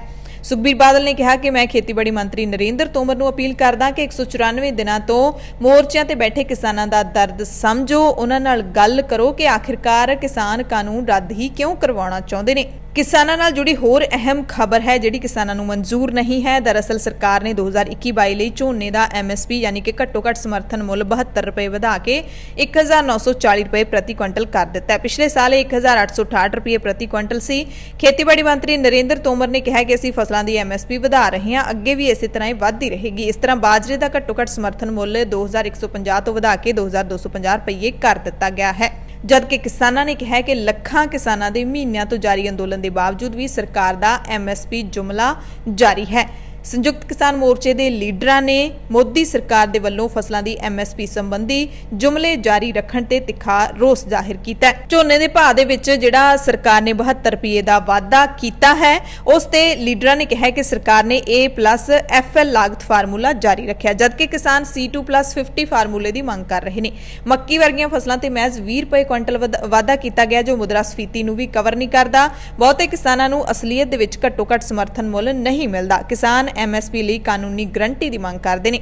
ਕਿਸਾਨਾਂ ਨੇ ਕਿਹਾ ਕਿ ਪ੍ਰਧਾਨ ਮੰਤਰੀ ਆਸ਼ਾ ਯੋਜਨਾ ਦਾ ਇਸ ਸਾਲ ਵੀ ਜ਼ਿਕਰ ਹੈ, ਪਰ ਪਿਛਲੇ ਸਾਲ ਦੇ ਬਜਟ ਤੋਂ ਘੱਟੋ-ਘੱਟ 100 ਕਰੋੜ ਰੁਪਏ ਘੱਟ ਨੇ। ਝੋਨਾ, ਜਵਾਰ, ਬਾਜਰਾ, ਰਾਗੀ, ਮੱਕੀ ਤੇ ਮੂੰਗੀ ਵਰਗੀਆਂ ਫਸਲਾਂ ਤੇ MSP 'ਚ ਵਾਧਾ ਮੁਦਰਾਸਫੀਤੀ ਦਰ ਨਾਲ ਵੀ ਮੇਲ ਨਹੀਂ ਖਾਂਦਾ। 9 ਜੂਨ ਨੂੰ ਕਿਸਾਨਾਂ ਦੇ ਵੱਲੋਂ ਦੇਸ਼ ਭਰ ਦੇ ਵਿੱਚ ਵੱਖ-ਵੱਖ ਥਾਵਾਂ ਤੇ ਲੱਗੇ ਮੋਰਚਿਆਂ ਦੇ ਵਿੱਚ ਸ਼ਹੀਦ ਬਾਬਾ ਬੰਦਾ ਸਿੰਘ ਬਹਾਦਰ ਅਤੇ ਆਦੀਵਾਸੀਆਂ ਦੇ ਨਾਇਕ ਬਿਰਸਾ ਮੁੰਡਾ ਨੂੰ ਸ਼ਰਧਾਂਜਲੀਆਂ ਭੇਂਟ ਕੀਤੀਆਂ ਗਈਆਂ। ਬਾਬਾ ਬੰਦਾ ਸਿੰਘ ਬਹਾਦਰ ਜੋ ਕਿ ਪਹਿਲੇ ਸਿੱਖ ਰਾਜ ਦੇ ਪਹਿਲੇ ਹੁਕਮਰਾਨ ਸਨ, ਉਹਨਾਂ ਨੇ 18ਵੀਂ ਸਦੀ ਦੇ ਸ਼ੁਰੂ ਵਿੱਚ ਜ਼ਿਮੀਂਦਾਰਾ ਪ੍ਰਣਾਲੀ ਨੂੰ ਖਤਮ ਕਰਕੇ ਜ਼ਮੀਨ ਦੇ ਹਲਵਾਕਾਂ ਨੂੰ ਜਾਇਦਾਦ ਦੇ ਹੱਕ ਦਿੱਤੇ ਸੀ। ਇਸੇ ਕਰਕੇ ਕਿਸਾਨ ਸ਼ਹੀਦ ਬਾਬਾ ਬੰਦਾ ਸਿੰਘ ਬਹਾਦਰ ਦੀ ਇਸ ਦੇਣ ਦਾ ਲਗਾਤਾਰ ਜ਼ਿਕਰ ਕਰਦੇ ਆ ਰਹੇ ਨੇ। ਬਾਬਾ ਬੰਦਾ ਸਿੰਘ ਬਹਾਦਰ ਨੂੰ 9 ਜੂਨ 1716 ਨੂੰ ਮੁਗਲਾਂ ਨੇ ਦਿੱਲੀ ਦੇ ਵਿੱਚ ਕੋਹ ਕੇ ਸ਼ਹੀਦ ਕਰ ਦਿੱਤਾ ਸੀ। ਦਾ ਖਾਲਸ TV ਦੇ ਵੱਲੋਂ ਵੀ ਅਸੀਂ ਬਾਬਾ ਬੰਦਾ ਸਿੰਘ ਬਹਾਦਰ, ਉਹਨਾਂ ਦੇ ਪੁੱਤਰ ਅਜੈ ਸਿੰਘ ਅਤੇ ਸਮੂਹ ਸਿੰਘਾਂ ਨੂੰ ਸ਼ਰਧਾਂਜਲੀ ਭੇਂਟ ਕਰਦੇ ਹਾਂ। ਕਿਸਾਨਾਂ ਦੇ ਵੱਲੋਂ ਮੋਗਾ ਦੇ ਅਡਾਨੀ ਸਾਇਲੋ ਪਲਾਂਟ ਦੇ ਬਾਹਰ ਭਾਰਤੀ ਕਿਸਾਨ ਯੂਨੀਅਨ ਏਕਤਾ ਉਗਰਾਹਾਂ ਦੀ ਅਗਵਾਈ ਦੇ ਵਿੱਚ ਸ਼ਹੀਦ ਬਾਬਾ ਬੰਦਾ ਸਿੰਘ ਬਹਾਦਰ ਦਾ ਸ਼ਹੀਦੀ ਦਿਵਸ ਮਨਾਇਆ ਗਿਆ। ਕਿਸਾਨ ਲੀਡਰਾਂ ਨੇ ਦੱਸਿਆ ਕਿ ਅਸੀਂ ਪਿਛਲੇ 1 ਸਾਲ ਤੋਂ ਧਰਨੇ ਤੇ ਹੀ ਸਾਰੇ ਤਿਉਹਾਰ ਮਨਾ ਰਹੇ ਹਾਂ ਤੇ ਸ਼ਹੀਦਾਂ ਨੂੰ ਸ਼ਰਧਾਂਜਲੀਆਂ ਦੇ ਰਹੇ ਹਾਂ ਤੇ ਬਾਬਾ ਬੰਦਾ ਸਿੰਘ ਬਹਾਦਰ ਦਾ ਤਾਂ ਕਿਸਾਨਾਂ ਦੇ ਲਈ ਜੋ ਵੱਡਾ ਯੋਗਦਾਨ ਹੈ, ਉਸ ਨੂੰ ਕਦੇ ਭੁਲਾਇਆ ਨਹੀਂ ਜਾ ਸਕਦਾ। ਪੰਜਾਬੀ ਗਾਇਕ ਖਾਨ ਸਾਹਿਬ ਨੂੰ ਫਗਵਾੜਾ ਪੁਲਿਸ ਨੇ ਕੋਵਿਡ ਨਿਯਮਾਂ ਦੀ ਉਲੰਘਣਾ ਕਾਰਨ ਗ੍ਰਿਫਤਾਰ ਕੀਤਾ ਹੈ। ਲੰਘੀ ਰਾਤ ਖਾਨ ਸਾਹਿਬ ਦੇ ਜਨਮ ਦਿਨ ਮਨਾਉਣ ਦੀ ਵੀਡੀਓ ਵਾਇਰਲ ਹੋਈ ਸੀ, ਜਿਸ ਵਿੱਚ ਉਸਦੇ ਦਰਜਨਾਂ ਦੇ ਕਰੀਬ ਦੋਸਤ ਖਾਨ ਸਾਹਿਬ ਦੇ ਘਰ ਬੈਂਡ ਬਾਜੇ ਲੈ ਕੇ ਪਹੁੰਚੇ ਹੋਏ ਸੀ। ਪੁਲਿਸ ਵੱਲੋਂ 4 ਤੇ 22 ਨੇਮ ਪਰਚਾ ਦਰਜ ਕੀਤਾ ਗਿਆ। ਬਾਕੀਆਂ ਬਾਰੇ ਖਾਨ ਸਾਹਿਬ ਤੋਂ ਪੁੱਛਗਿੱਛ ਚੱਲ ਰਹੀ ਹੈ। ਬੈਂਡ ਵਾਲੇ ਜਲੰਧਰ ਤੋਂ ਦੱਸੇ ਜਾ ਰਹੇ ਨੇ, ਉਹਨਾਂ ਨੂੰ ਵੀ ਪੁਲਿਸ ਲੱਭ ਰਹੀ ਹੈ। ਮਰਹੂਮ ਪੱਤਰਕਾਰ ਰਾਮਚੰਦਰ ਛਤਰਪਤੀ ਦੇ ਪੁੱਤਰ ਅੰਸ਼ੁਲ ਛਤਰਪਤੀ ਨੇ ਪੰਜਾਬ ਤੇ ਹਰਿਆਣਾ ਹਾਈ ਕੋਰਟ ਦੇ ਚੀਫ ਜਸਟਿਸ ਨੂੰ ਚਿੱਠੀ ਭੇਜ ਕੇ ਮੰਗ ਕੀਤੀ ਹੈ ਕਿ ਡੇਰਾ ਮੁਖੀ ਬਲਾਤਕਾਰੀ ਤੇ ਕਾਤਲ ਸਾਧ ਗੁਰਮੀਤ ਰਾਮ ਰਹੀਮ ਦੀ ਬਿਮਾਰੀ ਦੀ ਜਾਂਚ ਕੀਤੀ ਜਾਵੇ ਅਤੇ ਡੇਰਾ ਮੁਖੀ ਦੇ ਕੀਤੇ ਜਾ ਰਹੇ ਇਲਾਜ ਦੀ CCTV ਫੁਟੇਜ ਵੀ ਜਨਤਕ ਕੀਤੀ ਜਾਵੇ। ਅੰਸ਼ੁਲ ਛਤਰਪਤੀ ਨੇ ਕਿਹਾ ਕਿ ਡੇਰਾ ਮੁਖੀ ਨੂੰ ਬਿਮਾਰੀ ਦੇ ਬਹਾਨੇ ਰਿਆਇਤਾਂ ਦਿੱਤੀਆਂ ਜਾ ਰਹੀਆਂ ਨੇ। ਹਨੀਪ੍ਰੀਤ ਨੂੰ ਡੇਰਾ ਮੁਖੀ ਦੀ ਅਟੈਂਡੈਂਟ ਬਣਾਉਣ ਤੇ ਵੀ ਉਹਨਾਂ ਨੇ ਹਰਿਆਣਾ ਸਰਕਾਰ ਤੇ ਹਸਪਤਾਲ ਪ੍ਰਸ਼ਾਸਨ ਤੇ ਕਈ ਸਵਾਲ ਖੜੇ ਕੀਤੇ ਨੇ। ਮੀਡੀਆ ਸੈਂਟਰ ਦੇ ਵਿੱਚ ਪੱਤਰਕਾਰਾਂ ਦੇ ਨਾਲ ਗੱਲਬਾਤ ਕਰਦਿਆਂ ਅੰਸ਼ੁਲ ਨੇ ਕਿਹਾ ਕਿ ਡੇਰਾ ਮੁਖੀ ਨੂੰ ਕਦੇ ਮਾਂ ਦੀ ਬਿਮਾਰੀ ਦੇ ਬਹਾਨੇ ਤੇ ਕਦੇ ਖੁਦ ਦੀ ਬਿਮਾਰੀ ਦੇ ਬਹਾਨੇ ਪੈਰੋਲ ਦਿੱਤੀ ਜਾ ਰਹੀ ਹੈ। ਇਸ ਦੌਰਾਨ ਡੇਰਾ ਮੁਖੀ ਨੂੰ ਕਥਿਤ ਤੌਰ ਤੇ ਗੁਰੂਗ੍ਰਾਮ ਦੇ ਫਾਰਮ ਹਾਊਸ ਦੇ ਵਿੱਚ ਮਾਂ ਨੂੰ ਮਿਲਾਇਆ ਗਿਆ, ਜੋ ਨਿਯਮਾਂ ਦੀ ਉਲੰਘਣਾ ਹੈ। ਉਹਨਾਂ ਕਿਹਾ ਕਿ ਡੇਰਾ ਮੁਖੀ ਨੂੰ ਬਿਮਾਰੀ ਦੇ ਬਹਾਨੇ ਪਹਿਲਾਂ ਰੋਹਤਕ ਮੈਡੀਕਲ ਕਾਲਜ ਤੇ ਬਾਅਦ ਵਿੱਚ ਮੈਦਾਂਤਾ ਹਸਪਤਾਲ ਦਾਖਲ ਕਰਵਾਇਆ ਗਿਆ। ਇਸ ਤੋਂ ਇਹ ਲੱਗ ਰਿਹਾ ਹੈ ਕਿ ਡੇਰਾ ਮੁਖੀ ਨੂੰ ਲੰਬੀ ਛੁੱਟੀ ਦਿੱਤੇ ਜਾਣ ਦਾ ਰਾਹ ਪੱਧਰਾ ਕੀਤਾ ਜਾ ਰਿਹਾ ਹੈ। ਚੀਫ ਜਸਟਿਸ ਨੂੰ ਲਿਖੀ ਚਿੱਠੀ ਵਿੱਚ ਦੱਸਿਆ ਗਿਆ ਹੈ ਕਿ ਜਿਸ ਤਰ੍ਹਾਂ 25 ਅਗਸਤ 2017 ਨੂੰ ਡੇਰਾ ਮੁਖੀ ਖਿਲਾਫ ਫੈਸਲਾ ਆਉਣ ਤੋਂ ਬਾਅਦ ਹੋਈ ਸਾੜ ਫੂਕ ਦੇ ਵਿੱਚ ਸਰਕਾਰੀ ਤੇ ਗੈਰ ਸਰਕਾਰੀ ਸੰਪत्ति ਦਾ ਭਾਰੀ ਨੁਕਸਾਨ ਹੋਇਆ ਸੀ, ਕਈ ਲੋਕਾਂ ਦੀ ਜਾਨ ਵੀ ਗਈ ਸੀ, ਉਸ ਤੋਂ ਪ੍ਰਸ਼ਾਸਨ ਨੂੰ ਹੁਣ ਸਬਕ ਲੈ ਲੈਣਾ ਚਾਹੀਦਾ ਹੈ ਤਾਂ ਕਿ ਅਜਿਹੇ ਹਾਲਾਤ ਮੁੜ ਤੋਂ ਨਾ ਵਾਪਰਨ। ਲੁਧਿਆਣਾ ਦੇ DSP ਹਰਜਿੰਦਰ ਸਿੰਘ ਕੋਵਿਡ ਦੇ ਨਾਲ ਜੰਗ ਲੜਦਿਆਂ ਆਖਿਰਕਾਰ ਜ਼ਿੰਦਗੀ ਦੀ ਜੰਗ ਹਾਰ ਗਏ ਨੇ। ਲੁਧਿਆਣਾ ਦੇ SPS ਹਸਪਤਾਲ ਦੇ ਵਿੱਚ ਉਹਨਾਂ ਦੀ ਮੌਤ ਹੋ ਗਈ। ਅਪ੍ਰੈਲ ਮਹੀਨੇ ਦੇ ਵਿੱਚ ਉਹਨਾਂ ਨੂੰ ਕਰੋਨਾ ਹੋਇਆ ਸੀ, ਜਿਸ ਤੋਂ ਬਾਅਦ ਹਸਪਤਾਲ 'ਚ ਦਾਖਲ ਕਰਵਾਇਆ ਗਿਆ। ਹਾਲਾਂਕਿ DSP ਨੇ ਕਰੋਨਾ ਨੂੰ ਮਾਤ ਦੇ ਦਿੱਤੀ ਸੀ, ਪਰ ਉਹਨਾਂ ਦੇ ਫੇਫੜਿਆਂ ਨੂੰ ਕਰੋਨਾ ਬੁਰੀ ਤਰ੍ਹਾਂ ਖਰਾਬ ਕਰ ਗਿਆ ਸੀ। ਫੇਫੜੇ ਟ੍ਰਾਂਸਪਲਾਂਟ ਹੋਣੇ ਸੀ, ਜਿਸ ਦਾ ਖਰਚਾ ਬਹੁਤ ਜ਼ਿਆਦਾ ਸੀ। DSP ਹਰਜਿੰਦਰ ਸਿੰਘ ਦਾ ਇਲਾਜ ਵੱਡੇ ਹਸਪਤਾਲ ਵਿੱਚ ਕਰਾਇਆ ਜਾਣਾ ਸੀ, ਜਿੱਥੇ ਉਹਨਾਂ ਨੂੰ 에ਅਰਲਿਫਟ ਕਰਾ ਕੇ ਲਿਜਾਇਆ ਜਾਣਾ ਸੀ, ਪਰ ਡਾਕਟਰਾਂ ਤੋਂ ਮਿਲੀ ਜਾਣਕਾਰੀ ਮੁਤਾਬਿਕ ਉਹਨਾਂ ਦੀ ਹਾਲਤ ਬੇਹੱਦ ਖਰਾਬ ਹੋਣ ਕਾਰਨ 에ਅਰਲਿਫਟ ਨਹੀਂ ਕਰਾਇਆ ਜਾ ਸਕਦਾ ਸੀ, ਜਿਸ ਕਾਰਨ ਉਹਨਾਂ ਦੀ ਮੌਤ ਉਸੇ ਹਸਪਤਾਲ ਦੇ ਵਿੱਚ ਹੋ ਗਈ। DSP ਹਰਜਿੰਦਰ ਸਿੰਘ ਕਰੋਨਾ ਹੋਣ ਤੋਂ ਪਹਿਲਾਂ ਬਲੱਡ ਪ੍ਰੈਸ਼ਰ ਤੇ ਸ਼ੂਗਰ ਦੀ ਬਿਮਾਰੀ ਤੋਂ ਵੀ ਪੀੜਤ ਸਨ, ਜਿਸ ਕਾਰਨ ਕਰੋਨਾ ਉਹਨਾਂ ਤੇ ਜ਼ਿਆਦਾ ਹਾਵੀ ਹੋ ਗਿਆ। ਪਿਛਲੇ ਦਿਨੀ DSP ਹਰਜਿੰਦਰ ਸਿੰਘ ਨੇ ਹਸਪਤਾਲ 'ਚੋਂ ਕੈਪਟਨ ਅਮਰਿੰਦਰ ਸਿੰਘ ਨੂੰ ਵੀਡੀਓ ਪਾ ਕੇ ਭਾਵੁਕ ਅਪੀਲ ਵੀ ਕੀਤੀ ਸੀ ਕਿ ਉਹਨਾਂ ਦੀ ਜ਼ਿੰਦਗੀ ਬਚ ਸਕਦੀ ਹੈ ਜੇਕਰ ਉਹਨਾਂ ਦਾ ਸਹੀ ਥਾਂ ਤੇ ਇਲਾਜ ਹੋਵੇ। DSP ਨੇ ਕਿਹਾ ਸੀ ਕਿ ਮੇਰੇ ਬੱਚੇ ਅਨਾਥ ਹੋਣੋਂ ਸਰਕਾਰ ਹੀ ਬਚਾ ਸਕਦੀ ਹੈ। ਉਹਨਾਂ ਕਿਹਾ ਕਿ ਜਿਹੜਾ ਪੈਸਾ ਮੇਰੀ ਮੌਤ ਤੋਂ ਬਾਅਦ ਮੇਰੇ ਪਰਿਵਾਰ ਨੂੰ ਦਿੱਤਾ ਜਾਏਗਾ, ਉਹ ਪਹਿਲਾਂ ਹੀ ਮੇਰੇ ਇਲਾਜ ਤੇ ਲਾਇਆ ਜਾਵੇ। ਸਰਕਾਰ ਨੇ DSP ਦੀ ਮੰਗ ਮੰਨ ਵੀ ਲਈ ਸੀ, ਪਰ ਉਹਨਾਂ ਨੂੰ ਬਚਾਇਆ ਨਹੀਂ ਜਾ ਸਕਿਆ। ਮੁੱਖ ਮੰਤਰੀ ਕੈਪਟਨ ਅਮਰਿੰਦਰ ਸਿੰਘ ਨੇ ਡੀਐਸਪੀ ਹਰਜਿੰਦਰ ਸਿੰਘ ਦੀ ਮੌਤ ਤੇ ਦੁੱਖ ਦਾ ਪ੍ਰਗਟਾਵਾ ਕੀਤਾ ਹੈ। ਫੇਸਬੁੱਕ ਤੇ ਪੋਸਟ ਪਾ ਕੇ ਕੈਪਟਨ ਨੇ ਲਿਖਿਆ ਕਿ ਸਾਡੇ ਬਹਾਦਰ ਡੀਐਸਪੀ ਹਰਜਿੰਦਰ ਸਿੰਘ ਦੇ ਦੇਹਾਂਤ ਦੀ ਖਬਰ ਨਾਲ ਸਾਨੂੰ ਗਹਿਰਾ ਦੁੱਖ ਪਹੁੰਚਿਆ। ਡਾਕਟਰੀ ਕੋਸ਼ਿਸ਼ਾਂ ਦੇ ਬਾਵਜੂਦ ਕੋਰੋਨਾ ਵਾਇਰਸ ਬਿਮਾਰੀ ਤੋਂ ਬਾਅਦ ਉਹਨਾਂ ਦੀ ਵਿਗੜੀ ਸਿਹਤ ਠੀਕ ਨਹੀਂ ਹੋ ਪਾਈ। ਇਸ ਦੁੱਖ ਦੀ ਘੜੀ ਵਿੱਚ ਅਸੀਂ ਉਹਨਾਂ ਦੇ ਪਰਿਵਾਰ ਦੇ ਨਾਲ ਹਾਂ ਤੇ ਉਹਨਾਂ ਦੀ ਹਰ ਪੱਖੋਂ ਮਦਦ ਕਰਾਂਗੇ। ਮੇਰੀਆਂ ਅਰਦਾਸਾਂ ਹਰਜਿੰਦਰ ਸਿੰਘ ਦੇ ਪਰਿਵਾਰ ਦੇ ਨਾਲ ਨੇ। ਸਾਹਿਬਜ਼ਾਦਾ ਅਜੀਤ ਸਿੰਘ ਨਗਰ ਮੋਹਾਲੀ ਦੇ ਪਿੰਡ ਸੋਹਾਣਾ ਵਿਖੇ ਗੁਰਦੁਆਰਾ ਸਿੰਘ ਸ਼ਹੀਦਾਂ ਦੇ ਗੇਟ ਦੇ ਨਾਲ ਕੇਂਦਰ ਸਰਕਾਰ ਦੇ 3 ਖੇਤੀ ਕਾਨੂੰਨਾਂ ਖਿਲਾਫ ਭੁੱਖ ਹੜਤਾਲ ਤੇ ਬੈਠੇ ਕਿਸਾਨਾਂ ਨੇ ਕਿਹਾ ਕਿ ਇਹ ਫਸਲਾਂ ਤੇ ਨਸਲਾਂ ਦੀ ਲੜਾਈ ਕਿਸਾਨਾਂ ਦੀ ਜਿੱਤ ਨਾਲ ਹੀ ਮੁੱਕਣੀ ਹੈ। ਦਾ ਖਾਲਸ ਟੀਵੀ ਦੇ ਨਾਲ ਖਾਸ ਗੱਲਬਾਤ ਕਰਦੇ ਹੋਏ ਭੁੱਖ ਹੜਤਾਲ ਤੇ ਬੈਠੇ ਸੋਹਾਣਾ ਪਿੰਡ ਦੇ ਹਰਵਿੰਦਰ ਸਿੰਘ ਨੰਬਰਦਾਰ ਨੇ ਕਿਹਾ ਕਿ ਲੋਕਾਂ ਨੂੰ ਵਹਿਮ ਹੈ ਕਿ ਕਿਸਾਨ ਅੰਦੋਲਨ ਠੰਡਾ ਪੈ ਰਿਹਾ ਹੈ। ਦਿੱਲੀ ਵਿੱਚ ਕਿਸਾਨਾਂ ਦਾ ਮੋਰਚਾ ਲੱਗੇ ਨੂੰ 6 ਮਹੀਨੇ ਤੋਂ ਵੱਧ ਸਮਾਂ ਹੋ ਗਿਆ। ਇਸ ਦੌਰਾਨ ਕੋਰੋਨਾ ਦੀ ਬਿਮਾਰੀ ਕਾਰਨ ਲੋਕਾਂ ਦਾ ਧਿਆਨ ਉਧਰ ਗਿਆ ਹੈ, ਪਰ ਇਸ ਦਾ ਮਤਲਬ ਇਹ ਨਹੀਂ ਕਿ ਕਿਸਾਨ ਅੰਦੋਲਨ ਦਾ ਜੋਸ਼ ਠੰਡਾ ਪੈ ਰਿਹਾ ਹੈ। ਕਿਸਾਨਾਂ ਨੂੰ ਫਸਲ ਵੱਢਣ ਤੇ ਸਾਂਭਣ ਦੇ ਨਾਲ-ਨਾਲ ਧਰਨੇ ਵੀ ਦੇਣੇ ਪੈ ਰਹੇ ਨੇ ਤੇ ਦੋਨੇ ਕੰਮ ਬਰਾਬਰ ਕਿਸਾਨ ਕਰ ਰਹੇ ਨੇ। ਉਹਨਾਂ ਕਿਹਾ ਕਿ ਸਰਕਾਰ ਪਹਿਲੇ ਦਿਨ ਤੋਂ ਹੀ ਕੋਰੋਨਾ ਦਾ ਬਹਾਨਾ ਬਣਾ ਕੇ ਕਿਸਾਨਾਂ ਨੂੰ ਡਰਾ ਧਮਕਾ ਰਹੀ ਹੈ ਤੇ ਅੰਦੋਲਨ ਖਤਮ ਕਰਨਾ ਚਾਹੁੰਦੀ ਹੈ, ਪਰ ਕਿਸਾਨ ਸਰਕਾਰ ਦੇ ਮਨਸੂਬਿਆਂ ਨੂੰ ਸਫਲ ਨਹੀਂ ਹੋਣ ਦੇਣਗੇ। ਪੁਆਧੀ ਮੰਚ ਵੱਲੋਂ ਦਿੱਤਾ ਜਾ ਰਿਹਾ ਹੈ ਧਰਨਾ 7 ਜੂਨ ਤੋਂ ਲਗਾਤਾਰ ਜਾਰੀ ਹੈ। ਵੱਖ-ਵੱਖ ਪਿੰਡਾਂ ਦੇ 5 ਬੰਦੇ ਰੋਜ਼ਾਨਾ ਇੱਥੇ ਭੁੱਖ ਹੜਤਾਲ ਤੇ ਬੈਠ ਰਹੇ ਨੇ ਤੇ ਅਣਮਿੱਥੇ ਸਮੇਂ ਦੀ ਇਹ ਭੁੱਖ ਹੜਤਾਲ ਹੈ। ਉਹਨਾਂ ਕਿਹਾ ਕਿ ਇਕੱਲੇ ਬੰਦੇ ਦੀ ਲੜਾਈ ਨਹੀਂ ਹੈ ਤੇ ਨਾ ਹੀ ਇਹ ਲੜਾਈ ਸਿਰਫ ਕਿਸਾਨਾਂ ਦੀ ਹੈ। ਇਸ ਕਰਕੇ ਇਸ ਲੜਾਈ ਵਿੱਚ ਹਰ ਕਿਸੇ ਨੂੰ ਆਪਣਾ ਹਿੱਸਾ ਪਾਉਣਾ ਚਾਹੀਦਾ ਹੈ। ਉਹਨਾਂ ਇਹ ਵੀ ਕਿਹਾ ਕਿ ਇਸ ਧਰਨੇ ਵਿੱਚ ਸ਼ਾਮਿਲ ਹੋਣ ਦੀ ਇੱਛਾ ਬਹੁਤ ਸਾਰੇ ਪਿੰਡਾਂ ਦੇ ਲੋਕ ਫੋਨ ਕਰਕੇ ਪ੍ਰਗਟਾ ਰਹੇ ਨੇ, ਕਿਉਂਕਿ ਅੱਜ ਮਸਲਾ ਜਿਹੜਾ ਹੈ ਕਿਸਾਨੀ ਤੇ ਜਵਾਨੀ ਦਾ ਹੈ। ਜੇਕਰ ਸਾਡੇ ਕੋਲ ਜ਼ਮੀਨਾਂ ਹੀ ਨਾ ਰਹੀਆਂ ਤੇ ਫਿਰ ਅਸੀਂ ਹੋਰ ਕੀ ਕਰਨਾ ਹੈ। ਇਹ ਜੋਸ਼ ਬਿਲਕੁਲ ਨਹੀਂ ਠੰਡਾ ਪਿਆ ਹੈ, ਤੁਹਾਡੇ ਸਾਹਮਣੇ ਹੀ ਹੈ। ਪਿੰਡਾਂ ਦੇ ਵਿੱਚ ਇਹ ਤਕਰੀਬਨ ਪਹਿਲਾਂ ਵੀ ਇੱਥੋਂ ਸਾਡੇ ਪਿੰਡ ਸੁਹਾਣੇ ਤੋਂ ਆਪਣਾ ਸਾਡੇ ਪਿੰਡ 4 ਪਿੰਡ ਬੈਦਵਾਨਾ ਦੇ ਹੈ, ਮੌਲੀ ਤੋਂ ਵੀ ਉੱਥੇ ਲੰਗਰ ਲਾਇਆ ਆ, ਕੁੰਬੜਾ ਸੁਹਾਣ ਮਟੌਰ ਤੋਂ ਵੀ ਪਰਮਵੀਰ ਬੈਠੇ ਆ ਉੱਤੇ, ਠੀਕ ਹੈ, ਮੌਲੀ ਤੋਂ ਵੀ ਤੇ ਸੁਹਾਣਾ ਪਿੰਡ ਤੋਂ ਅਸੀਂ ਇੱਥੇ 7 ਤਰੀਕ ਤੋਂ ਇਹ ਭੁੱਖ ਹੜਤਾਲ ਲੜੀਵਾਰ ਚੱਲਣੀ ਹੈ, ਜੋ ਕਿ ਹਰ ਰੋਜ਼ ਤੇ 5 ਬੰਦੇ ਹਰ ਰੋਜ਼ ਨਵੇਂ ਬੈਠਿਆ ਕਰਨਗੇ ਇੱਥੇ। ਤੇ ਪਿੰਡਾਂ ਦੀ ਡਿਊਟੀ ਅੱਜ ਡੈਡੀ ਪਿੰਡ ਦੀ ਡਿਊਟੀ ਹੈ ਤੇ ਉਸ ਤੋਂ ਬਾਅਦ ਕੱਲ੍ਹ ਨੂੰ ਮੌਲੀ ਪਿੰਡ ਦੀ ਹੈ। ਇਸੇ ਤਰ੍ਹਾਂ ਸੀਰੀਅਲ ਵਾਈਜ਼ ਪਿੰਡਾਂ ਦੇ ਵਿੱਚ ਬੜਾ ਜੋਸ਼ ਹੈ। ਸਾਨੂੰ ਫੋਨ ਆ ਰਹੇ ਨੇ ਕਿ ਸਾਡੀ ਡਿਊਟੀ ਕਦੋਂ ਲਾਉਂਗੇ, ਕਿਉਂਕਿ ਵੀਰ ਜੀ ਇਹ ਇੱਕ ਇਕੱਲੇ ਬੰਦੇ ਦੀ ਲੜਾਈ ਨਹੀਂ ਹੈ। ਇਹ ਸਿਰਫ ਕਿਸਾਨੀ ਇਹ ਜਿਹੜਾ ਆਪਾਂ ਇਹ ਸਾਡਾ ਭੁੱਖ ਹੜਤਾਲ ਦਾ ਪ੍ਰੋਗਰਾਮ ਹੈ, ਇਹ ਸਾਡਾ ਪੁਆਧੀ ਮੰਚ ਵੱਲੋਂ ਹੈ। ਪਟਿਆਲਾ ਦੇ ਵਿੱਚ ਨੈਸ਼ਨਲ ਸਕਿੱਲ ਕੁਆਲੀਫਿਕੇਸ਼ਨ ਫਰੇਮਵਰਕ ਅਤੇ ਵੋਕੇਸ਼ਨਲ ਅਧਿਆਪਕਾਂ ਨੂੰ ਬਿਨਾਂ ਸ਼ਰਤ ਵੋਕੇਸ਼ਨਲ ਗ੍ਰੇਡ ਅਤੇ ਸਿੱਖਿਆ ਵਿਭਾਗ ਨਾਲ ਮਰਜ ਕੀਤੇ ਜਾਣ ਦੀ ਮੰਗ ਨੂੰ ਲੈ ਕੇ ਪਟਿਆਲਾ ਦੇ ਵਿੱਚ ਇਹਨਾਂ ਸਾਰੇ ਅਧਿਆਪਕਾਂ ਨੇ ਧਰਨਾ ਪ੍ਰਦਰਸ਼ਨ ਕੀਤਾ। ਭਾਰਤੀ ਕਿਸਾਨ ਯੂਨੀਅਨ ਉਗਰਾਹਾਂ ਨੇ ਵੀ ਅਧਿਆਪਕਾਂ ਦੇ ਇਸ ਧਰਨੇ ਵਿੱਚ ਸਾਥ ਦਿੱਤਾ। ਅਧਿਆਪਕ 9ਵੀਂ ਤੋਂ 12ਵੀਂ ਜਮਾਤ ਦੇ ਵਿਦਿਆਰਥੀਆਂ ਨੂੰ ਪੜ੍ਹਾਉਂਦੇ ਨੇ ਤੇ ਪਿਛਲੇ ਸਮੇਂ ਤੋਂ ਸਰਕਾਰ ਤੋਂ ਮੰਗ ਕਰ ਰਹੇ ਨੇ ਕਿ ਉਹਨਾਂ ਨੂੰ ਸਿੱਖਿਆ ਵਿਭਾਗ ਵਿੱਚ ਮਰਜ ਕੀਤਾ ਜਾਵੇ। ਅਧਿਆਪਕ ਕਹਿੰਦੇ ਨੇ ਕਿ ਮਰਜ ਕੀਤੇ ਜਾਣ ਨਾਲ ਉਹ ਰੈਗੂਲਰ ਹੋ ਜਾਣਗੇ ਤੇ ਉਹਨਾਂ ਦੀ ਤਨਖਾਹ ਵਧੇਗੀ। ਉਹਨਾਂ ਦਾ ਦੋਸ਼ ਹੈ ਕਿ ਸਰਕਾਰ ਨੇ ਸਕੂਲਾਂ ਵਿੱਚ ਪ੍ਰਾਈਵੇਟ ਕੰਪਨੀਆਂ ਨੂੰ ਸ਼ਾਮਿਲ ਕੀਤਾ ਹੋਇਆ ਹੈ, ਜਿਸ ਕਾਰਨ ਸਰਕਾਰ ਦੇ ਕਰੋੜਾਂ ਰੁਪਏ ਇਹਨਾਂ ਕੰਪਨੀਆਂ ਨੂੰ ਜਾਂਦੇ ਨੇ। ਉਹਨਾਂ ਕਿਹਾ ਕਿ ਜੇ ਅਸੀਂ ਸਿੱਖਿਆ ਵਿਭਾਗ ਅਧੀਨ ਆਉਂਦੇ ਹਾਂ ਤਾਂ ਸਰਕਾਰ ਲਈ ਕਰੋੜਾਂ ਰੁਪਏ ਦੀ ਬਚਤ ਹੋ ਸਕਦੀ ਹੈ ਤੇ ਉਸ ਪੈਸੇ ਨਾਲ ਸਾਡੀ ਤਨਖਾਹ ਥੋੜੀ ਹੋਰ ਵੱਧ ਸਕਦੀ ਹੈ। ਪੂਰੇ ਪੰਜਾਬ ਵਿੱਚ ਇਹਨਾਂ ਅਧਿਆਪਕਾਂ ਦੀ ਗਿਣਤੀ 1910 ਹੈ ਤੇ ਪੰਜਾਬ ਦੇ ਵੱਖ-ਵੱਖ ਜ਼ਿਲ੍ਹਿਆਂ ਤੋਂ ਆਉਣ ਵਾਲੇ ਅਧਿਆਪਕ ਇੱਥੇ ਵਿਰੋਧ ਪ੍ਰਦਰਸ਼ਨ ਕਰਕੇ ਸਰਕਾਰ ਦੀਆਂ ਅੱਖਾਂ ਖੋਲਣ ਦੀ ਕੋਸ਼ਿਸ਼ ਕਰ ਰਹੇ ਨੇ, ਪਰ ਦੇਖਦੇ ਹਾਂ ਕਿ ਸਰਕਾਰ ਦੀਆਂ ਅੱਖਾਂ ਕਦੋਂ ਖੁੱਲਣਗੀਆਂ, ਕਿਉਂਕਿ ਪਟਿਆਲੇ ਦੇ ਵਿੱਚ 2 ਅਧਿਆਪਕ ਮੋਬਾਈਲ ਟਾਵਰ ਦੇ ਉੱਤੇ ਵੀ ਬੈਠੇ ਹੋਏ ਨੇ। ਬੇਰੁਜ਼ਗਾਰ ਅਧਿਆਪਕ ਰੁਜ਼ਗਾਰ ਦੀ ਮੰਗ ਕਰ ਰਹੇ ਨੇ, ਪਰ ਸਰਕਾਰ ਦੇ ਕੰਨਾਂ ਤੇ ਜੂਨ ਨਹੀਂ ਸਰਕ ਰਹੀ। ਕਾਂਗਰਸ ਦੇ ਅੰਦਰੂਨੀ ਕਲੇਸ਼ ਦੀ ਗੱਲ ਕਰ ਲਈਏ ਤਾਂ 9 ਜੂਨ ਨੂੰ ਪਾਰਟੀ ਦੇ ਸੀਨੀਅਰ ਲੀਡਰ ਦਿੱਲੀ ਇਕੱਠੇ ਹੋਏ। ਗੁੱਟਬਾਜ਼ੀ ਨੂੰ ਸੁਲਝਾਉਣ ਲਈ ਗਠਿਤ ਕਾਂਗਰਸ ਪੈਨਲ ਦੇ ਮੈਂਬਰ 15 ਜੀਆਰਜੀ ਵਾਰ ਰੂਮ ਦੇ ਵਿੱਚ ਬੈਠਕ ਕਰਨ ਲਈ ਪਹੁੰਚੇ। ਕਮੇਟੀ ਦੇ ਮੈਂਬਰ ਤੇ ਪੰਜਾਬ ਕਾਂਗਰਸ ਦੇ ਪ੍ਰਧਾਨ ਹਰੀਸ਼ ਰਾਵਤ, ਜੈ ਪ੍ਰਕਾਸ਼ ਅਗਰਵਾਲ ਤੇ ਮਲਿਕਾਰਜੁਨ ਖੜਗੇ ਦਿੱਲੀ ਵਿੱਚ ਕਾਂਗਰਸ ਦੇ ਵਾਰ ਰੂਮ ਦੇ ਵਿੱਚ ਬੈਠਕ ਲਈ ਇਕੱਠੇ ਹੋਏ ਤੇ ਕਮੇਟੀ ਆਪਣੀ ਰਿਪੋਰਟ ਕਾਂਗਰਸ ਦੀ ਕੌਮੀ ਪ੍ਰਧਾਨ ਸੋਨੀਆ ਗਾਂਧੀ ਨੂੰ ਸੌਂਪੇਗੀ। ਆਸ ਕੀਤੀ ਜਾ ਰਹੀ ਹੈ ਕਿ 10 ਜੂਨ ਨੂੰ ਇਸ ਕਮੇਟੀ ਦੀ ਰਿਪੋਰਟ ਬਾਰੇ ਕੁਝ ਨਾ ਕੁਝ ਜਨਤਕ ਤੌਰ ਤੇ ਵੀ ਪਤਾ ਲੱਗੇਗਾ। ਇਸੇ ਦਰਮਿਆਨ ਕੈਪਟਨ ਅਮਰਿੰਦਰ ਸਿੰਘ ਦੀ ਧੀ ਜੈਇੰਦਰ ਕੌਰ ਨੇ ਵੱਡਾ ਬਿਆਨ ਦਿੰਦਿਆਂ ਕਿਹਾ ਕਿ ਮੇਰੇ ਪਿਤਾ ਪਟਿਆਲਾ ਤੋਂ ਹੀ ਚੋਣ ਲੜਨਗੇ ਤੇ ਮੈਂ ਉਹਨਾਂ ਨਾਲ ਕੈਂਪੇਨ ਕਰਾਂਗੀ। ਜੈਇੰਦਰ ਕੌਰ ਪਟਿਆਲਾ ਦੇ ਵਿਕਾਸ ਕਾਰਜਾਂ ਨੂੰ ਇਨੀ ਦਿਨੀ ਹਰੀ ਝੰਡੀ ਦੇ ਰਹੀ ਹੈ। ਜ਼ਮੀਨੀ ਕਾਨੂੰਨ ਬਾਰੇ ਅਹਿਮ ਫੈਸਲੇ ਦੇ ਵਿੱਚ ਪੰਜਾਬ ਤੇ ਹਰਿਆਣਾ ਹਾਈ ਕੋਰਟ ਨੇ ਹੁਕਮ ਦਿੱਤਾ ਹੈ ਕਿ ਸਾਂਝੇ ਉਦੇਸ਼ਾਂ ਦੇ ਲਈ ਰਾਖਵੀਂ ਜ਼ਮੀਨ ਜਾਂ ਜੁਮਲਾ ਮੁਸ਼ਤਰਕਾ ਮਾਲਕਾਨ ਜ਼ਮੀਨ ਤੇ ਇੱਕ ਹੀ ਮਾਲਕ ਦਾ ਅਧਿਕਾਰ ਬਣਦਾ ਹੈ, ਭਾਵੇਂ ਉਹ ਰਲੇਵੇਂ ਤੋਂ ਬਾਅਦ ਵੀ ਜੋ ਈਸਟ ਪੰਜਾਬ ਹੋਲਡਿੰਗਜ਼ ਐਕਟ ਦੀ ਧਾਰਾ 42A ਦੇ ਵਿੱਚ ਦਿੱਤਾ ਗਿਆ ਹੋਵੇ। ਇਸ ਫੈਸਲੇ ਵਿੱਚ ਕਿਹਾ ਗਿਆ ਕਿ ਆਮ ਉਦੇਸ਼ਾਂ ਦੇ ਲਈ ਰਾਖਵੀਂ ਜ਼ਮੀਨ ਵਿੱਚ ਮਾਲਕ ਦਾ ਅਧਿਕਾਰ ਨਹੀਂ ਖੋਇਆ ਜਾ ਸਕਦਾ। ਹਾਲਾਂਕਿ ਅਜਿਹੀ ਜ਼ਮੀਨ ਤੇ ਕੰਟਰੋਲ ਤੇ ਪ੍ਰਬੰਧ ਦੀ ਜ਼ਿੰਮੇਵਾਰੀ ਗ੍ਰਾਮ ਪੰਚਾਇਤ ਜਾਂ ਸੂਬਾ ਸਰਕਾਰ ਕੋਲ ਉਦੋਂ ਤੱਕ ਹੋਵੇਗੀ ਜਦੋਂ ਤੱਕ ਇਸ ਦੀ ਵਰਤੋਂ ਨਹੀਂ ਕੀਤੀ ਜਾਂਦੀ ਜਾਂ ਫਿਰ ਪਿੰਡ ਦੇ ਆਮ ਉਦੇਸ਼ਾਂ ਦੇ ਲਈ ਵਰਤੋਂ ਕੀਤੀ ਜਾ ਰਹੀ ਹੋਵੇ। ਗੁਰਦਾਸਪੁਰ ਦੇ ਵਿੱਚ ਆਪਣੇ ਨਸ਼ੇ ਦੀ ਭਾਲ ਮਿਟਾਉਣ ਦੇ ਲਈ ਇੱਕ ਨਸ਼ੇੜੀ ਨੇ ਗੁਰਦੁਆਰੇ ਦੇ ਵਿੱਚੋਂ ਰੁਪਈਏ ਅਤੇ ਕਣਕ ਹੀ ਚੋਰੀ ਕਰ ਲਈ। ਜ਼ਿਲ੍ਹਾ ਗੁਰਦਾਸਪੁਰ ਦੇ ਕਸਬਾ ਫਤਿਹਗੜ੍ਹ ਚੂੜੀਆਂ ਦੇ ਗੁਰਦੁਆਰੇ ਦੇ ਵਿੱਚ ਨੌਜਵਾਨ ਨੇ ਨਸ਼ਾ ਕਰਨ ਲਈ ਗੁਰਦੁਆਰੇ ਦੀ ਗੋਲਕ ਵਿੱਚੋਂ 7000 ਰੁਪਏ ਤੇ ਸੰਗਤ ਵੱਲੋਂ ਚੜਾਈ ਗਈ ਕਣਕ ਚੋਰੀ ਕਰ ਲਈ। ਦੂਜੀ ਵਾਰੀ ਫਿਰ ਚੋਰੀ ਕਰਨ ਆਏ ਚੋਰ ਨੂੰ ਗੁਰਦੁਆਰੇ ਦੇ ਪ੍ਰਬੰਧਕਾਂ ਨੇ ਇਸ ਵਾਰੀ ਦਬੋਚ ਕੇ ਪੁਲਿਸ ਦੇ ਹਵਾਲੇ ਕਰ ਦਿੱਤਾ। ਪੁਲਿਸ ਨੇ ਕਾਰਵਾਈ ਸ਼ੁਰੂ ਕਰ ਦਿੱਤੀ ਹੈ।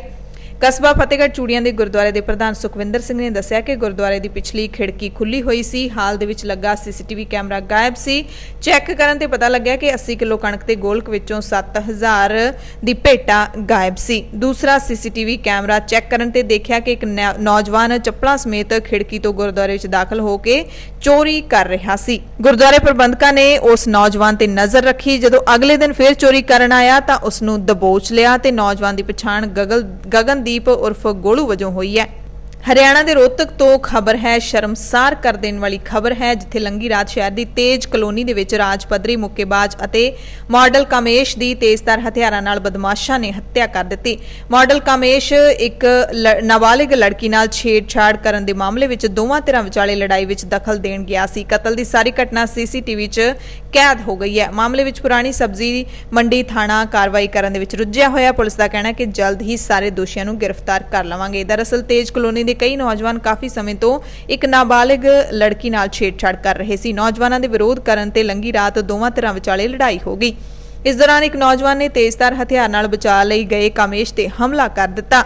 ਰਿਸ਼ਤੇਦਾਰਾਂ ਨੇ ਕਾਮੇਸ਼ ਨੂੰ ਗੰਭੀਰ ਹਾਲਤ ਵਿੱਚ ਪੀਜੀਆਈ ਦਾਖਲ ਕਰਵਾਇਆ, ਜਿੱਥੇ ਉਸ ਦੀ ਮੌਤ ਹੋ ਗਈ। ਕਾਮੇਸ਼ ਨੇ 2019 ਦੇ ਵਿੱਚ ਇੱਕ ਪੰਜਾਬੀ 뮤직 ਐਲਬਮ ਵਿੱਚ ਵੀ ਕੰਮ ਕੀਤਾ। ਕਾਮੇਸ਼ ਸੂਬਾ ਪੱਧਰੀ ਮੁੱਕੇਬਾਜ਼ ਵੀ ਰਿਹਾ, ਮਾਡਲਿੰਗ ਵੀ ਕਰਦਾ ਸੀ। ਏਮਸ ਦੇ ਨਿਰਦੇਸ਼ਕ ਡਾਕਟਰ ਰਣਦੀਪ ਗੁਲੇਰੀਆ ਨੇ ਕਿਹਾ ਕਿ ਤੀਸਰੀ ਲਹਿਰ ਦੇ ਦੌਰਾਨ ਬੱਚਿਆਂ ਵਿੱਚ ਕੋਵਿਡ-19 ਦੇ ਗੰਭੀਰ ਲੱਛਣ ਮਿਲਣਗੇ। ਇਸ ਦੇ ਕੋਈ ਸਬੂਤ ਹਾਲੇ ਤੱਕ ਨਹੀਂ ਮਿਲੇ ਨੇ। ਉਹਨਾਂ ਦੱਸਿਆ ਕਿ ਕਰੋਨਾ ਵਾਇਰਸ ਦੇ ਕਾਰਨ ਜਿਹੜੇ 60 ਤੋਂ 70% ਬੱਚਿਆਂ ਨੂੰ ਹਸਪਤਾਲ ਵਿੱਚ ਭਰਤੀ ਕਰਾਉਣਾ ਪਿਆ, ਉਹਨਾਂ ਵਿੱਚੋਂ ਹੋਰ ਵੀ ਬਿਮਾਰੀਆਂ ਨਜ਼ਰ ਆਈਆਂ, ਜਦਕਿ ਹਲਕੀਆਂ ਬਿਮਾਰੀਆਂ ਵਾਲੇ ਬੱਚੇ ਘਰੇ ਹੀ ਠੀਕ ਹੋ ਗਏ। ਗੁਲੇਰੀਆ ਨੇ ਕਿਹਾ ਕਿ ਮੈਨੂੰ ਨਹੀਂ ਲੱਗਦਾ ਕਿ ਅਸੀਂ ਭਵਿੱਖ ਵਿੱਚ ਬੱਚਿਆਂ ਦੇ ਵੱਧ ਗੰਭੀਰ ਜਿਹੜੇ ਸੰਕਰਮਣ ਦੇਖਾਂਗੇ ਕਰੋਨਾ ਵਾਇਰਸ ਨੂੰ ਲੈ ਕੇ। ਉਹਨਾਂ ਕਿਹਾ ਕਿ ਪੂਰੇ ਵਿਸ਼ਵ ਵਿੱਚ ਜਾਂ ਭਾਰਤ ਵਿੱਚ ਅਜਿਹਾ ਨਹੀਂ ਦੇਖਿਆ ਗਿਆ ਕਿ ਬੱਚੇ ਜ਼ਿਆਦਾ ਪ੍ਰਭਾਵਿਤ ਨੇ।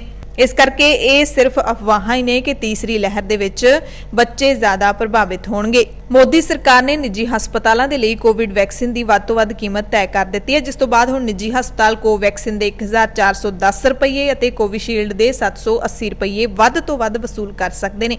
ਰੂਸ ਦੀ ਸਪੁਤਨਿਕ ਵੈਕਸੀਨ ਦਾ ਲੋਕਾਂ ਨੂੰ ਨਿੱਜੀ ਹਸਪਤਾਲਾਂ ਤੋਂ 1145 ਰੁਪਏ ਦਾ ਇੱਕ ਟੀਕਾ ਮਿਲੇਗਾ। ਕੇਂਦਰ ਸਰਕਾਰ ਨੇ ਸਾਰੇ ਸੂਬਿਆਂ ਤੇ ਕੇਂਦਰ ਸ਼ਾਸਿਤ ਪ੍ਰਦੇਸ਼ਾਂ ਨੂੰ ਚਿੱਠੀਆਂ ਜਾਰੀ ਕਰਕੇ ਹੁਕਮਾਂ ਦੀ ਉਲੰਘਣਾ ਕਰਨ ਵਾਲੇ ਹਸਪਤਾਲਾਂ ਦੇ ਨਾਲ ਸਖਤੀ ਨਾਲ ਨਜਿੱਠਣ ਨੂੰ ਕਿਹਾ। ਇਸ ਤੋਂ ਪਹਿਲਾਂ ਸਰਕਾਰ ਨੇ ਕਿਹਾ ਕਿ ਉਸਨੇ ਕੋਵਿਸ਼ੀਲਡ ਦੀਆਂ 25 ਕਰੋੜ ਖੁਰਾਕਾਂ ਤੇ ਕੋਵੈਕਸਿਨ ਦੀਆਂ 19 ਕਰੋੜ ਖੁਰਾਕਾਂ ਦਾ ਆਰਡਰ ਦੇ ਦਿੱਤਾ ਹੈ। ਸਰਕਾਰ ਮੁਤਾਬਿਕ ਇਸ ਸਾਲ ਦੇ ਦਸੰਬਰ ਤੱਕ ਇਹ ਕੰਪਨੀਆਂ 44 ਕਰੋੜ ਖੁਰਾਕਾਂ ਸਰਕਾਰ ਨੂੰ ਮੁਹੱਈਆ ਕਰਵਾਉਣਗੀਆਂ। ਸਰਕਾਰ ਨੇ ਸੀਰਮ ਇੰਸਟੀਚਿਊਟ ਆਫ ਇੰਡੀਆ ਤੇ ਭਾਰਤ ਬਾਇਓਟੈਕ ਨੂੰ ਵੀ ਪੇਸ਼ਗੀ ਵਜੋਂ 30% ਰਾਸ਼ੀ ਜਾਰੀ ਕਰ ਦਿੱਤੀ ਹੈ। ਕਰੋਨਾ ਨਾਲ ਜੁੜੀ ਇੱਕ ਹੋਰ ਅਹਿਮ ਖਬਰ ਹੈ ਕਿ ਕੋਵਿਡ-19 ਦਾ ਟੀਕਾ ਲਵਾਉਣ ਵਾਲੇ ਹੁਣ ਕੋਵਿਨ ਪੋਰਟਲ ਤੇ ਆਪਣੇ ਕਰੋਨਾ ਟੀਕਾਕਰਨ ਸਰਟੀਫਿਕੇਟ ਦੇ ਵਿੱਚ ਹੋਈਆਂ ਗਲਤੀਆਂ ਨੂੰ ਆਪਣੇ ਆਪ ਸੁਧਾਰ ਸਕਦੇ ਨੇ। ਸਰਕਾਰ ਨੇ ਨਵੇਂ ਅਪਡੇਟ ਦਾ ਐਲਾਨ ਕੀਤਾ ਹੈ, ਜਿਸ ਨਾਲ ਬਿਨੈਕਾਰ ਨੂੰ ਟੀਕਾਕਰਨ ਸਰਟੀਫਿਕੇਟ ਦੇ ਵਿੱਚ ਨਾਮ, ਜਨਮ ਮਿਤੀ ਅਤੇ ਲਿੰਗ ਬਾਰੇ ਹੋਈਆਂ ਗਲਤੀਆਂ ਨੂੰ ਸੁਧਾਰਨ ਦੇ ਲਈ ਕਿਹਾ ਹੈ ਕਿ ਇਹ ਗਲਤੀਆਂ ਸੁਧਾਰੀਆਂ ਜਾ ਸਕਦੀਆਂ ਨੇ ਤੇ ਲੋਕ ਇਹ ਗਲਤੀਆਂ ਕੋਵਿਨ ਵੈਬਸਾਈਟ ਦੇ ਜ਼ਰੀਏ ਸੁਧਾਰ ਸਕਦੇ ਨੇ। ਵਿਵਾਦਿਤ ਅਤੇ ਭੜਕਾਊ ਬਿਆਨ ਦੇਣ ਵਾਲੀ ਅਦਾਕਾਰਾ ਕੰਗਨਾ ਰਣੌਤ ਦਾ ਕਹਿਣਾ ਹੈ ਕਿ ਬਾਲੀਵੁੱਡ ਦੇ ਵਿੱਚ ਮੈਂ ਸਭ ਤੋਂ ਮਹਿੰਗੀ ਅਭਿਨੇਤਰੀ ਹੋਣ ਦੇ ਬਾਵਜੂਦ ਸਮੇਂ ਸਿਰ ਟੈਕਸ ਅਦਾ ਨਹੀਂ ਕਰ ਸਕੀ ਕਿਉਂਕਿ ਮੇਰੇ ਕੋਲ ਕੋਈ ਕੰਮ ਨਹੀਂ ਸੀ।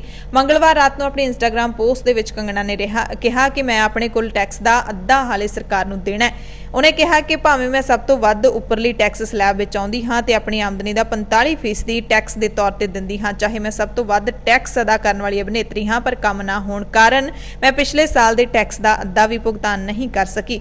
ਮੇਰੀ ਜ਼ਿੰਦਗੀ ਦੇ ਵਿੱਚ ਪਹਿਲੀ ਵਾਰੀ ਟੈਕਸ ਦੇਣ ਦੇ ਵਿੱਚ ਦੇਰੀ ਹੋਈ ਹੈ। ਦੇਸ਼ ਦੇ ਵਿੱਚ ਪੈਟਰੋਲ ਤੇ ਡੀਜ਼ਲ ਦੇ ਭਾਅ ਵਿੱਚ ਮੁੜ ਵਾਧਾ ਕਰ ਦਿੱਤਾ ਗਿਆ। ਦੋਵਾਂ ਦੀਆਂ ਕੀਮਤਾਂ ਵਿੱਚ 25-25 ਪੈਸੇ ਪ੍ਰਤੀ ਲੀਟਰ ਦਾ ਵਾਧਾ ਕੀਤਾ ਗਿਆ। ਇਸ ਵਾਧੇ ਨਾਲ ਮੁੰਬਈ ਦੇ ਵਿੱਚ ਪੈਟਰੋਲ 101 ਦਾ ਅੰਕੜਾ ਪਾਰ ਕਰ ਗਿਆ। 101 ਰੁਪਏ 76 ਪੈਸੇ ਪ੍ਰਤੀ ਲੀਟਰ ਹੋ ਗਿਆ ਤੇ ਡੀਜ਼ਲ 86 ਰੁਪਏ 47 ਪੈਸੇ ਪ੍ਰਤੀ ਲੀਟਰ ਤੱਕ ਪਹੁੰਚ ਗਿਆ। ਚੰਡੀਗੜ੍ਹ ਦੇ ਵਿੱਚ ਪੈਟਰੋਲ 91 ਰੁਪਏ 91 ਪੈਸੇ ਤੇ ਡੀਜ਼ਲ 86 ਰੁਪਏ 12 ਪੈਸੇ ਪ੍ਰਤੀ ਲੀਟਰ ਤੱਕ ਪਹੁੰਚ ਗਿਆ। ਪੰਜਾਬ ਦੀਆਂ ਖਬਰਾਂ ਦੇ ਵਿੱਚ ਇੱਕ ਖਬਰ ਤੁਹਾਨੂੰ ਉੱਤਰ ਪ੍ਰਦੇਸ਼ ਤੋਂ ਵੀ ਦੱਸਾਂਗੇ। ਹੈਰਾਨੀ ਵਾਲੀ ਖਬਰ ਹੈ ਕਿ ਇੱਥੇ ਮੰਡੀ ਦੇ ਵਿੱਚ ਫਸਲ ਵੇਚਣ ਆਏ ਵਿਅਕਤੀ ਨੂੰ ਅਫਸਰ ਕਹਿੰਦਾ ਕਿ ਰੱਬ ਦਾ ਆਧਾਰ ਕਾਰਡ ਲੈ ਕੇ ਆ। ਉੱਤਰ ਪ੍ਰਦੇਸ਼ ਦੇ ਬਾਂਦਾ ਜ਼ਿਲ੍ਹੇ ਦੇ ਵਿੱਚ ਪੁਜਾਰੀ ਪਰੇਸ਼ਾਨ ਨੇ ਕਿਉਂਕਿ ਉਹਨਾਂ ਨੂੰ ਮੰਦਰਾਂ ਤੇ ਮੱਠਾਂ ਦੀਆਂ ਜ਼ਮੀਨਾਂ ਤੇ ਪੈਦਾ ਕੀਤੀਆਂ ਫਸਲਾਂ ਵੇਚਣ ਲਈ ਦੇਵਤਿਆਂ ਦੇ ਆਧਾਰ ਕਾਰਡ ਦਿਖਾਉਣ ਲਈ ਕਿਹਾ ਜਾ ਰਿਹਾ ਹੈ। ਜ਼ਿਲ੍ਹਾ sub divisional magistrate SDM Saurabh Shukla ਨੇ ਕਿਹਾ ਕਿ ਉਹਨਾਂ ਨੇ ਕੁਝ ਦਿਨ ਪਹਿਲਾਂ ਹੁਕਮ ਜਾਰੀ ਕੀਤੇ ਸੀ ਕਿ ਦੇਵਤਿਆਂ ਦਾ ਆਧਾਰ ਕਾਰਡ ਖੇਤੀ ਉਪਜ ਦੀ ਵਿਕਰੀ ਲਈ ਲਾਜ਼ਮੀ ਹੈ। ਖੁਰਹਰ ਪਿੰਡ ਦੇ ਰਾਮ ਜਾਨਕੀ ਮੰਦਿਰ ਦਾ ਪੁਜਾਰੀ ਜਦੋਂ ਮੰਡੀ ਵਿੱਚ ਫਸਲ ਵੇਚਣ ਲਈ ਪਹੁੰਚਿਆ ਤਾਂ ਸਰਕਾਰੀ ਅਧਿਕਾਰੀਆਂ ਨੇ ਮੰਗ ਕੀਤੀ ਤੇ ਆਧਾਰ ਕਾਰਡ ਉਸ ਵਿਅਕਤੀ ਦਾ ਲਿਆਉਣ ਨੂੰ ਕਿਹਾ ਜਿਸ ਦੇ ਨਾਮ ਤੇ ਜ਼ਮੀਨ ਹੈ ਤੇ ਜ਼ਮੀਨ ਮੰਦਿਰ ਦੇ ਨਾਮ ਤੇ ਹੈ। ਮੰਦਿਰ ਦੇ ਮਹੰਤ ਰਾਮ ਕੁਮਾਰ ਦਾਸ ਨੇ ਕਿਹਾ ਕਿ ਉਸਨੇ ਫਸਲ ਵੇਚਣ ਲਈ ਆਨਲਾਈਨ ਪੋਰਟਲ ਤੇ ਰਜਿਸਟ੍ਰੇਸ਼ਨ ਕਰਵਾਈ। 100 ਕੁਇੰਟਲ ਕਣਕ ਲੈ ਕੇ ਮੰਡੀ ਪਹੁੰਚਿਆ। ਸਾਰੀ ਫਸਲ ਮੰਦਿਰ ਦੀ ਜ਼ਮੀਨ ਤੇ ਪੈਦਾ ਹੋਈ। ਕਾਫੀ ਦੇਰ ਉਡੀਕ ਕਰਨ ਤੋਂ ਬਾਅਦ ਜਦੋਂ ਕੋਈ ਖਰੀਦ ਕਰਨ ਆਇਆ ਤਾਂ ਪਤਾ ਲੱਗਿਆ ਕਿ ਐਸਡੀਐਮ ਨੇ ਫਸਲ ਨਾ ਖਰੀਦਣ ਦਾ ਹੁਕਮ ਦਿੱਤਾ ਹੈ। ਉਸਨੇ ਕਿਹਾ ਕਿ ਹੁਣ ਰੱਬ ਦਾ ਆਧਾਰ ਕਾਰਡ ਕਿੱਥੋਂ ਲੈ ਕੇ ਆਈਏ? ਕਿਸੇ ਕੋਲ ਦੇਵੀ ਦੇਵਤਿਆਂ ਦਾ ਆਧਾਰ ਕਾਰਡ ਕਿਵੇਂ ਹੋ ਸਕਦਾ ਹੈ? ਐਸਡੀਐਮ ਨੇ ਕਿਹਾ ਕਿ ਉਹ ਆਪਣੀ ਫਸਲ ਆੜ੍ਹਤੀਏ ਨੂੰ ਵੇਚ ਦੇਵੇ। ਮਹੰਤ ਮੁਤਾਬਕ ਆੜ੍ਹਤੀਆ ਫਸਲ ਘੱਟ ਮੁੱਲ ਤੇ ਖਰੀਦੇਗਾ, ਇਸ ਨਾਲ ਖਰਚਾ ਪੂਰਾ ਨਹੀਂ ਹੋਵੇਗਾ, ਰੋਟੀ ਦੇ ਲਾਲੇ ਪੈ ਜਾਣਗੇ। ਐਸਡੀਐਮ ਨੇ ਕਿਹਾ ਕਿ ਉਹਨਾਂ ਨੇ ਹੁਕਮ ਦਿੱਤਾ ਸੀ ਫਸਲ ਵੇਚਣ ਲਈ ਸਾਰਿਆਂ ਕੋਲ ਆਧਾਰ ਕਾਰਡ ਹੋਣਾ ਚਾਹੀਦਾ ਹੈ, ਚਾਹੇ ਉਹ ਆਦਮੀ ਹੋਵੇ ਜਾਂ ਫਿਰ ਦੇਵਤਾ। ਐਮਰਜੈਂਸੀ ਬੁਲੇਟਿਨ ਦੇ ਵਿੱਚ ਕੁਝ ਖਾਸ ਤੇ ਵੱਡੀਆਂ ਖਬਰਾਂ ਪੂਰੇ ਭਾਰਤ ਦੀਆਂ। ਸਭ ਤੋਂ ਪਹਿਲੀ ਖਬਰ ਮੌਨਸੂਨ ਦੇ ਨਾਲ ਜੁੜੀ ਹੋਈ ਹੈ। ਮੁੰਬਈ ਦੇ ਵਿੱਚ ਬੁੱਧਵਾਰ ਨੂੰ ਮੌਨਸੂਨ ਨੇ ਦਸਤਕ ਦੇ ਦਿੱਤੀ ਹੈ ਤੇ ਉੱਥੇ ਮੋਲੇ ਧਾਰ ਮੀਂਹ ਪਿਆ। ਆਮ ਤੌਰ ਤੇ ਦੱਖਣ ਪੱਛਮੀ ਮੌਨਸੂਨ ਮੁੰਬਈ ਦੇ ਵਿੱਚ 10 ਜੂਨ ਨੂੰ ਆਉਂਦਾ ਹੈ ਪਰ ਇਸ ਵਾਰੀ ਇੱਕ ਦਿਨ ਪਹਿਲਾਂ ਹੀ ਪਹੁੰਚ ਗਿਆ। ਮੁੰਬਈ ਦੇ ਸਥਾਨਕ ਮੌਸਮ ਵਿਭਾਗ ਨੇ ਅਗਲੇ 5 ਦਿਨਾਂ ਦੇ ਮੌਸਮ ਦੇ ਲਈ ਚੇਤਾਵਨੀ ਜਾਰੀ ਕਰ ਦਿੱਤੀ ਹੈ। ਕੇਂਦਰੀ ਰੇਲਵੇ ਦੀ ਸੀਪੀਆਰਓ ਨੇ ਦੱਸਿਆ ਕਿ ਕੁਰਲਾ ਅਤੇ ਸੀਐਸਐਮਟੀ ਦੇ ਵਿਚਕਾਰ ਲੋਕਲ ਟ੍ਰੇਨ ਸੇਵਾ ਰੋਕ ਦਿੱਤੀ ਗਈ ਹੈ ਕਿਉਂਕਿ ਟਰੈਕ ਤੇ ਪਾਣੀ ਭਰ ਗਿਆ।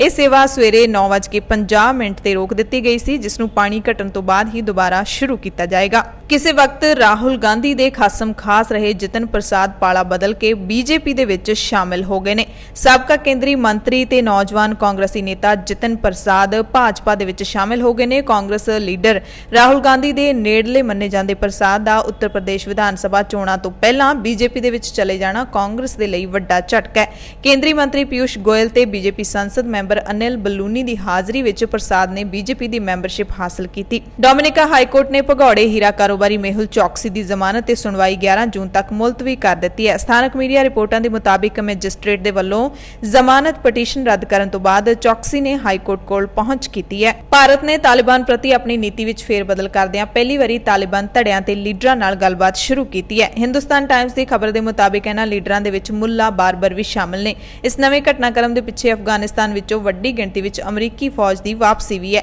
ਇਸ ਤੋਂ ਪਹਿਲਾਂ ਭਾਰਤ ਦਾ ਸਦਾ ਇਹੀ ਰੁਖ ਰਿਹਾ ਕਿ ਉਹ ਕਿਸੇ ਵੀ ਤਰ੍ਹਾਂ ਨਾਲ ਤਾਲਿਬਾਨ ਨਾਲ ਕਿਸੇ ਵੀ ਤਰ੍ਹਾਂ ਦੀ ਗੱਲਬਾਤ ਦੀ ਮੇਜ਼ ਸਾਂਝੀ ਨਹੀਂ ਕਰਨਗੇ। ਵਿਸ਼ਵ ਦੀਆਂ ਹੋਰ ਤਾਕਤਾਂ ਵੀ ਤਾਲਿਬਾਨ ਦੇ ਨਾਲ ਗੱਲਬਾਤ ਕਰ ਰਹੀਆਂ ਨੇ। ਇਸ ਦੀ ਵਜ੍ਹਾ ਇਹ ਹੈ ਕਿ ਹੁਣ ਇਹ ਸਮਝ ਵਿਕਸਿਤ ਹੋ ਰਹੀ ਹੈ ਕਿ ਤਾਲਿਬਾਨ ਕਿਸੇ ਨਾ ਕਿਸੇ ਰੂਪ ਦੇ ਵਿੱਚ ਅਫਗਾਨਿਸਤਾਨ ਦੇ ਵਿੱਚ ਸੱਤਾ ਨੂੰ ਪ੍ਰਭਾਵਿਤ ਕਰਦੇ ਰਹਿਣਗੇ।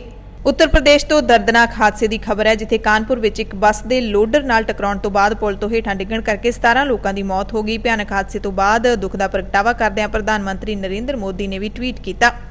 ਹਾਦਸੇ ਵਿੱਚ ਕਈ ਲੋਕ ਗੰਭੀਰ ਜ਼ਖਮੀ ਵੀ ਹੋਏ ਨੇ। ਸਥਾਨਕ ਲੋਕਾਂ ਤੇ ਪੁਲਿਸ ਦੀ ਮਦਦ ਨਾਲ ਯਾਤਰੀਆਂ ਨੂੰ ਬੱਸ ਚੋਂ ਬਾਹਰ ਕੱਢਿਆ ਗਿਆ।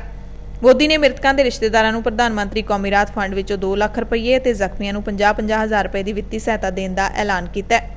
ਅਗਲੀ ਖਬਰ ਵੀ ਉੱਤਰ ਪ੍ਰਦੇਸ਼ ਤੋਂ ਹੀ ਹੈ। ਅਲੀਗੜ੍ਹ ਤੋਂ ਬਾਅਦ ਹੁਣ ਉੱਤਰ ਪ੍ਰਦੇਸ਼ ਦੇ ਹਾਪੁੜ ਦੇ ਵਿੱਚ ਵੀ ਦਲਿਤ ਬਸਤੀਆਂ ਵਿੱਚ ਮਕਾਨ ਵਿਕਾਊ ਹੈ ਦੇ ਪੋਸਟਰ ਲਾਉਣ ਦਾ ਮਾਮਲਾ ਸਾਹਮਣੇ ਆਇਆ ਹੈ। ਇੱਥੇ ਕਰੀਬ 80 ਤੋਂ 90 ਦਲਿਤ ਪਰਿਵਾਰਾਂ ਨੇ ਇਲਾਕੇ ਵਿੱਚ ਸੜਕਾਂ, ਪਾਣੀ ਤੇ ਹੋਰ ਸਹੂਲਤਾਂ ਦੀ ਘਾਟ ਕਾਰਨ ਆਪਣੇ ਘਰਾਂ ਦੇ ਵਿੱਚ ਹਾਊਸ ਫਾਰ ਸੇਲ ਦੇ ਪੋਸਟਰ ਲਾਏ ਨੇ। ਕਹਿਣ ਲਈ ਇੱਥੇ ਇੱਕ ਸਰਕਾਰੀ ਟੂਟੀ ਹੈ ਪਰ ਇਸ ਵਿੱਚ ਪਾਣੀ ਨਹੀਂ ਹੈ। ਦਲਿਤਾਂ ਮੁਤਾਬਿਕ ਵਾਰ-ਵਾਰ ਸ਼ਿਕਾਇਤਾਂ ਕਰਨ ਦੇ ਬਾਵਜੂਦ ਉਹਨਾਂ ਦੀਆਂ ਮੁਸ਼ਕਲਾਂ ਦਾ ਹੱਲ ਨਹੀਂ ਕੀਤਾ ਗਿਆ ਜਿਸ ਤੋਂ ਬਾਅਦ ਉਹਨਾਂ ਨੇ ਆਪਣੇ ਮਕਾਨਾਂ ਦੇ ਬਾਹਰ ਮਕਾਨ ਵਿਕਾਊ ਹੈ ਦੇ ਪੋਸਟਰ ਲਾਏ। ਲੋਕਾਂ ਦੇ ਘਰਾਂ ਤੇ ਮਕਾਨ ਵਿਕਾਊ ਹੈ ਦੇ ਪੋਸਟਰ ਲਾਉਣ ਕਾਰਨ ਪ੍ਰਸ਼ਾਸਨ ਦੇ ਵਿੱਚ ਹਲਚਲ ਮਚ ਗਈ ਹੈ। ਐਮਰਜੈਂਸੀ ਬੁਲੇਟਿਨ ਦੇ ਵਿੱਚ ਹੁਣ ਪੂਰੀ ਦੁਨੀਆ ਤੋਂ ਵੱਡੀਆਂ ਤੇ ਖਾਸ ਖਬਰਾਂ। ਸਭ ਤੋਂ ਪਹਿਲੀ ਖਬਰ ਕੈਨੇਡਾ ਤੋਂ ਹੈ ਜਿੱਥੇ ਇੱਕ ਦਿਨ ਪਹਿਲਾਂ ਮੁਸਲਿਮ ਪਰਿਵਾਰ ਤੇ ਬਹੁਤ ਹੀ ਬੇਰਹਿਮੀ ਦੇ ਨਾਲ ਹਮਲਾ ਕੀਤਾ ਗਿਆ ਸੀ ਤੇ ਪਰਿਵਾਰ ਦੇ 5 ਮੈਂਬਰਾਂ ਦਾ ਕਤਲ ਕਰ ਦਿੱਤਾ ਗਿਆ ਸੀ। ਕੈਨੇਡਾ ਦੇ ਵਿੱਚ ਮਿੱਥ ਕੇ ਕੀਤੇ ਗਏ ਹਮਲੇ ਦੇ ਵਿੱਚ ਇੱਕ ਮੁਸਲਿਮ ਪਰਿਵਾਰ ਦੀ ਮੌਤ ਤੋਂ ਬਾਅਦ ਪ੍ਰਧਾਨ ਮੰਤਰੀ ਜਸਟਿਨ ਟਰੂਡੋ ਨੇ ਘਟਨਾ ਸਥਾਨ ਤੇ ਜਾ ਕੇ ਲੋਕਾਂ ਨਾਲ ਮੁਲਾਕਾਤ ਕੀਤੀ।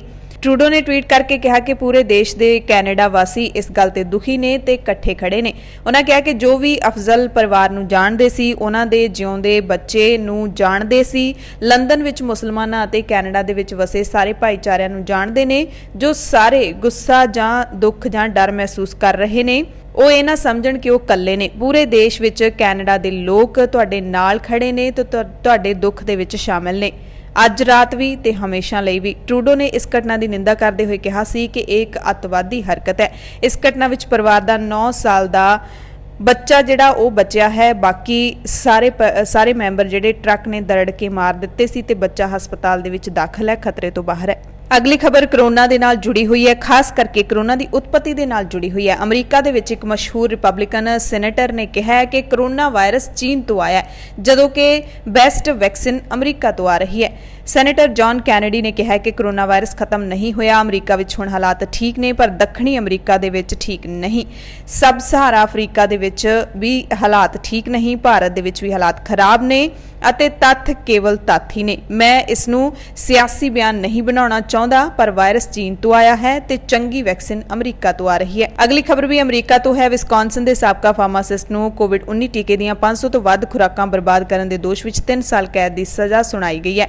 46 ਸਾਲਾਂ ਦੇ ਸਟੀਵਨ ਬ੍ਰੈਂਡਨਬਰਗ ਨੇ ਫਰਵਰੀ ਦੇ ਵਿੱਚ ਖਪਤਕਾਰ ਉਤਪਾਦ ਨਾਲ ਛੇੜਛਾੜ ਕਰਨ ਦੀ ਕੋਸ਼ਿਸ਼ ਕਰਨ ਦਾ ਦੋਸ਼ ਕਬੂਲਿਆ ਸੀ। ਉਸਨੇ ਮੰਨਿਆ ਸੀ ਕਿ ਉਸਨੇ ਮਿਲਵਾਕੀ ਦੇ ਮੈਡੀਕਲ ਸੈਂਟਰ ਵਿਖੇ ਕਈ ਘੰਟਿਆਂ ਲਈ ਕੋਵਿਡ ਟੀਕਿਆਂ ਨੂੰ ਫ੍ਰਿਜ ਤੋਂ ਬਾਹਰ ਰੱਖਿਆ ਸੀ। ਉਸਨੇ ਕਿਹਾ ਕਿ ਮੈਂ ਆਪਣੇ ਕੀਤੇ ਤੋਂ ਸ਼ਰਮਿੰਦਾ ਹਾਂ, ਇਸ ਦੀ ਜ਼ਿੰਮੇਵਾਰੀ ਲੈਂਦਾ ਹਾਂ ਤੇ ਹੁਣ ਉਹਨੂੰ 3 ਸਾਲ ਜੇਲ੍ਹ ਦੇ ਵਿੱਚ ਰਹਿਣਾ ਪਊਗਾ। ਖਬਰ ਚੀਨ ਤੋਂ ਹੈ, ਜਿੱਥੇ ਇੱਕ ਕਾਲਜ ਦੇ ਵਿਦਿਆਰਥੀਆਂ ਨੇ ਆਪਣੇ ਪ੍ਰਿੰਸੀਪਲ ਨੂੰ ਬੰਦਕ ਬਣਾ ਲਿਆ। ਪੁਲਿਸ ਦਾ ਕਹਿਣਾ ਹੈ ਕਿ ਵਿਦਿਆਰਥੀਆਂ ਨੂੰ ਡਰ ਸੀ ਕਿ ਉਹਨਾਂ ਦੀ ਡਿਗਰੀ ਨੂੰ ਕਮਜ਼ੋਰ ਕੀਤਾ ਜਾ ਸਕਦਾ ਹੈ, ਯਾਨੀ ਕਿ ਉਸ ਦੀ ਵੈਲਿਊ ਨੂੰ ਘੱਟ ਕੀਤਾ ਜਾ ਸਕਦਾ ਹੈ, ਇਸ ਲਈ ਉਹ ਵਿਰੋਧ ਕਰ ਰਹੇ ਸੀ। ਇਹ ਘਟਨਾ ਜਿਆਂਗਸੂ ਸੂਬੇ ਦੇ ਵਿੱਚ ਵਾਪਰੀ, ਜਿੱਥੇ ਇੱਕ ਕਾਲਜ ਨੂੰ ਇੱਕ ਹੋਰ ਵੋਕੇਸ਼ਨਲ ਕਾਲਜ ਦੇ ਵਿੱਚ ਮਿਲਾ ਦੇਣ ਦੀ ਯੋਜਨਾ ਤੇ ਵਿਚਾਰ ਚੱਲ ਰਿਹਾ ਸੀ ਤੇ ਇਸ ਨਾਲ ਵਿਦਿਆਰਥੀਆਂ ਦੀ ਡਿਗਰੀ ਹੈ ਜਿਹੜੀ ਉਹ ਘੱਟ ਵਕਾਰੀ ਮੰਨੀ ਜਾਣੀ ਸੀ, ਕਿਉਂਕਿ ਉਹ ਜਿਹੜੀ ਸੰਸਥਾ ਦੇ ਵਿੱਚ ਕਾਲਜ ਨੂੰ ਮਿਲਾਇਆ ਜਾਣਾ ਸੀ ਉਹ ਘੱਟ ਵਕਾਰੀ ਚੀਨ ਦੇ ਵਿੱਚ ਮੰਨੀ ਜਾਂਦੀ ਹੈ। ਦੱਸਿਆ ਜਾ ਰਿਹਾ ਹੈ ਕਿ ਹਾਲਾਤਾਂ ਨੂੰ ਸੰਭਾਲਣ ਦੇ ਲਈ ਪੁਲਿਸ ਨੂੰ ਬੁਲਾਉਣਾ ਪਿਆ ਤੇ ਕਥਿਤ ਤੌਰ ਤੇ ਲਾਠੀ ਚਾਰਜ ਅਤੇ ਪੇਪਰ ਸਪਰੇਅ ਦੇ ਇਸਤੇਮਾਲ ਦੇ ਨਾਲ ਕਈ ਵਿਦਿਆਰਥੀ ਜ਼ਖਮੀ ਵੀ ਹੋ ਗਏ। ਚੀਨ ਦੇ ਵਿੱਚ ਹਾਲਾਂਕਿ ਇਸ ਤਰ੍ਹਾਂ ਦੇ ਵਿਰੋਧ ਘੱਟ ਹੀ ਹੁੰਦੇ ਨੇ,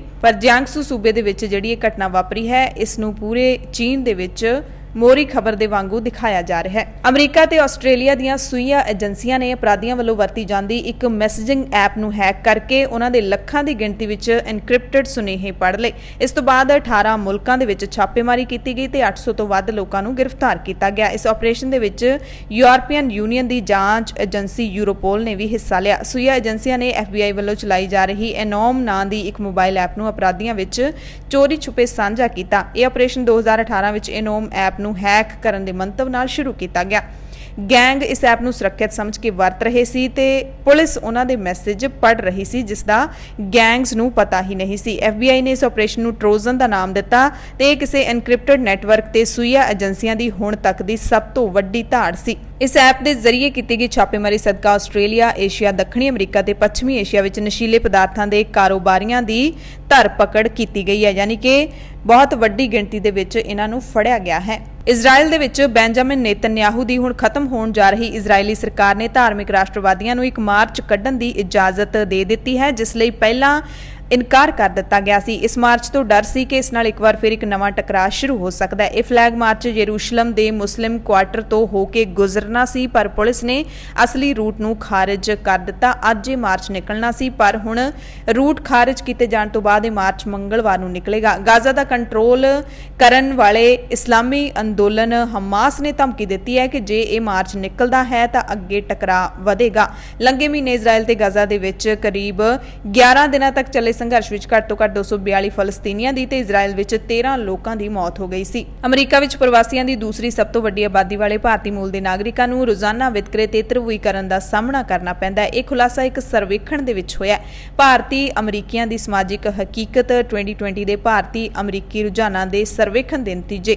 ਇਸ ਨਾਂ ਹੇਠ ਛਪੀ ਰਿਪੋਰਟ ਤੋਂ ਇਹ ਸਭ ਸਾਹਮਣੇ ਆਇਆ ਹੈ। ਅਮਰੀਕਾ ਤੇ ਅਮਰੀਕਾ ਵਿੱਚ ਰਹਿੰਦੇ 1200 ਭਾਰਤੀ ਅਮਰੀਕੀ ਲੋਕਾਂ ਦੇ ਆਨਲਾਈਨ ਸਰਵੇਖਣ ਤੇ ਇਹ ਰਿਪੋਰਟ ਆਧਾਰਿਤ ਹੈ। ਰਿਪੋਰਟ ਰਿਪੋਰਟ ਵਿੱਚ ਕਿਹਾ ਗਿਆ ਕਿ ਭਾਰਤੀ ਅਮਰੀਕੀ ਹਰ ਰੋਜ਼ ਪੱਖਪਾਤ ਦਾ ਸਾਹਮਣਾ ਕਰਦੇ ਨੇ। ਪਿਛਲੇ 2 ਸਾਲਾਂ ਵਿੱਚ 2 ਵਿੱਚੋਂ 1 ਅਮਰੀਕੀ ਭਾਰਤੀ ਨੂੰ ਵਿਤਕਰੇ ਦਾ ਸਾਹਮਣਾ ਕਰਨਾ ਪਿਆ। ਇਹਨਾਂ ਵਿੱਚੋਂ ਜ਼ਿਆਦਾਤਰ ਲੋਕਾਂ ਦੀ ਚਮੜੀ ਦੇ ਰੰਗ ਦੇ ਆਧਾਰ ਤੇ ਵਿਤਕਰਾ ਕੀਤਾ ਜਾਂਦਾ ਹੈ। ਹੈਰਾਨੀ ਦੀ ਗੱਲ ਹੈ ਕਿ ਅਮਰੀਕਾ ਵਿੱਚ ਜਨਮੇ ਭਾਰਤੀਆਂ ਨੂੰ ਵੀ ਵਿਤਕਰੇਬਾਜ਼ੀ ਦਾ ਵੱਧ ਸ਼ਿਕਾਰ ਹੋਣਾ ਪੈ ਰਿਹਾ ਹੈ। ਅਗਲੀ ਖਬਰ ਵੀ ਅਮਰੀਕਾ ਤੋਂ ਹੀ ਹੈ। ਹੈਰਾਨ ਕਰਨ ਵਾਲੀ ਖਬਰ ਹੈ ਕਿ ਅਮਰੀਕਾ ਦੇ ਅਰਬਪਤੀ ਇਨਕਮ ਟੈਕਸ ਘੱਟ ਅਦਾ ਕਰਦੇ ਨੇ। BBC ਦੀ ਖਬਰ ਦੇ ਮੁਤਾਬਿਕ ProPublica ਤੇ ਲੀਕ ਹੋਈ ਜਾਣਕਾਰੀ ਦੇ ਮੁਤਾਬਿਕ ਅਮਰੀਕਾ ਦੇ 25 ਸਭ ਤੋਂ ਅਮੀਰ ਲੋਕ ਔਸਤਨ ਆਪਣੀ ਇਨਕਮ ਦਾ ਮਹਿਜ਼ 15.8% ਹੀ ਟੈਕਸ ਅਦਾ ਕਰਦੇ ਨੇ ਤੇ ਆਮ ਕਾਮਿਆਂ ਦੀ ਤੁਲਨਾ ਦੇ ਵਿੱਚ ਬਹੁਤ ਥੋੜਾ ਹੈ। ProPublica ਦੇ ਮੁਤਾਬਿਕ ਜੈਫ ਬੇਜੋਸ, ਐਲਨ ਮਸਕ ਅਤੇ ਵਾਰੇ ਵਫੇ ਦੁਨੀਆ ਦੇ ਕੁਝ ਬੇਹੱਦ ਅਮੀਰ ਲੋਕ ਨੇ ਜਿਨ੍ਹਾਂ ਦੀ ਆਮਦਨ ਕਰ ਰਿਟਰਨ ਦੀ ਪੜਤਾਲ ਕੀਤੀ ਗਈ ਹੈ। ਵੈਬਸਾਈਟ ਨੇ ਦੋਸ਼ ਲਾਇਆ ਕਿ Amazon ਦੇ ਬੇਜੋਸ ਨੇ 2007 ਅਤੇ 2011 ਵਿੱਚ ਕੋਈ ਟੈਕਸ ਹੀ ਨਹੀਂ ਭਰਿਆ, ਜਦਕਿ ਟੈਸਲਾ ਦੇ ਮਸਕ ਨੇ 2018 ਵਿੱਚ ਇਨਕਮ ਟੈਕਸ ਨਹੀਂ ਭਰਿਆ ਸੀ। ਸੀਰੀਆ ਦੇ ਸਰਕਾਰੀ ਮੀਡੀਆ ਨੇ ਦਾਅਵਾ ਕੀਤਾ ਕਿ 8 ਜੂਨ ਨੂੰ ਸੀਰੀਆਈ ਲੜਾਕੂ ਜਹਾਜ਼ਾਂ ਨੇ ਦੇਸ਼ ਦੇ ਮੱਧ ਅਤੇ ਦੱਖਣੀ ਹਿੱਸੇ ਵਿੱਚ ਇਜ਼ਰਾਈਲ ਵੱਲੋਂ ਕੀਤੇ ਗਏ ਮਿਜ਼ਾਈਲ ਹਮਲੇ ਨੂੰ ਨਾਕਾਮ ਕੀਤਾ ਹੈ। ਹਾਲਾਂਕਿ ਸੀਰੀਆ ਵਿੱਚ ਚੱਲ ਰਹੇ ਸੰਘਰਸ਼ ਤੇ ਨਜ਼ਰ ਰੱਖਣ ਵਾਲੀ ਇੱਕ ਜਥੇਬੰਦੀ ਦਾ ਕਹਿਣਾ ਹੈ ਕਿ ਰਾਜਧਾਨੀ ਦਮਿਸ਼ਕ ਅਤੇ ਮੱਧ ਸੀਰੀਆ ਦੇ ਕੁਝ ਇਲਾਕਿਆਂ ਤੇ ਹੋਏ ਇਨ੍ਹਾਂ ਹਮਲਿਆਂ ਵਿੱਚ ਕਈ ਲੋਕਾਂ ਦੀ ਜਾਨ ਗਈ ਹੈ। ਦੱਖਣੀ ਅਫਰੀਕਾ ਤੋਂ ਖਬਰ ਹੈ ਜਿੱਥੇ ਇੱਕ ਔਰਤ ਨੇ ਇੱਕੋ ਵਾਰ 10 ਬੱਚਿਆਂ ਨੂੰ ਜਨਮ ਦੇ ਕੇ ਪਿਛਲੇ ਮਹੀਨੇ ਮੋਰੋਕੋ ਦੇ ਵਿੱਚ 9 ਬੱਚਿਆਂ ਨੂੰ ਜਨਮ ਦੇਣ ਵਾਲੀ ਮਾਲੀਅਨ ਹਲੀਮਾ ਸਿਸੇ ਦਾ ਰਿਕਾਰਡ ਤੋੜ ਦਿੱਤਾ ਹੈ। ਹੁਣ ਗਿਨੀਜ਼ ਵਰਲਡ ਰਿਕਾਰਡ ਦੇ ਵਿੱਚ ਦੱਖਣੀ ਅਫਰੀਕਾ ਦੀ ਇਸ ਮਹਿਲਾ ਦਾ ਨਾਮ ਦਰਜ ਹੋ ਗਿਆ। ਨਿਊਯਾਰਕ ਪੋਸਟ ਦੇ ਮੁਤਾਬਿਕ 37 ਸਾਲਾਂ ਦੀ ਗੋਸੀਅਮ ਥਮਾਰਾ ਸਿਥੋਲ ਨੇ ਸ਼ੁਰੂ ਵਿੱਚ ਸੋਚਿਆ ਸੀ ਕਿ ਉਸਦੇ 8 ਬੱਚੇ ਹੋਣਗੇ, ਪਰ ਜਦੋਂ ਸੋਮਵਾਰ ਦੀ ਰਾਤ ਨੂੰ ਜਨਮ ਦਿੱਤਾ ਤਾਂ ਸਿਥੋਲ ਤੇ ਉਸਦਾ ਪਰਿਵਾਰ 10 ਬੱਚਿਆਂ ਨੂੰ ਪੈਦਾ ਹੁੰਦੇ ਦੇਖ ਕੇ ਹੈਰਾਨ ਰਹਿ ਗਿਆ ਕਿਉਂਕਿ ਸਕੈਨ ਦੇ ਵਿੱਚ 8 ਬੱਚੇ ਆਏ ਸੀ। ਐਮਰਜੈਂਸੀ ਬੁਲੇਟਿਨ ਦੇਖਣ ਵਾਲੇ ਸਾਰੇ ਦਰਸ਼ਕਾਂ ਦਾ ਧੰਨਵਾਦ।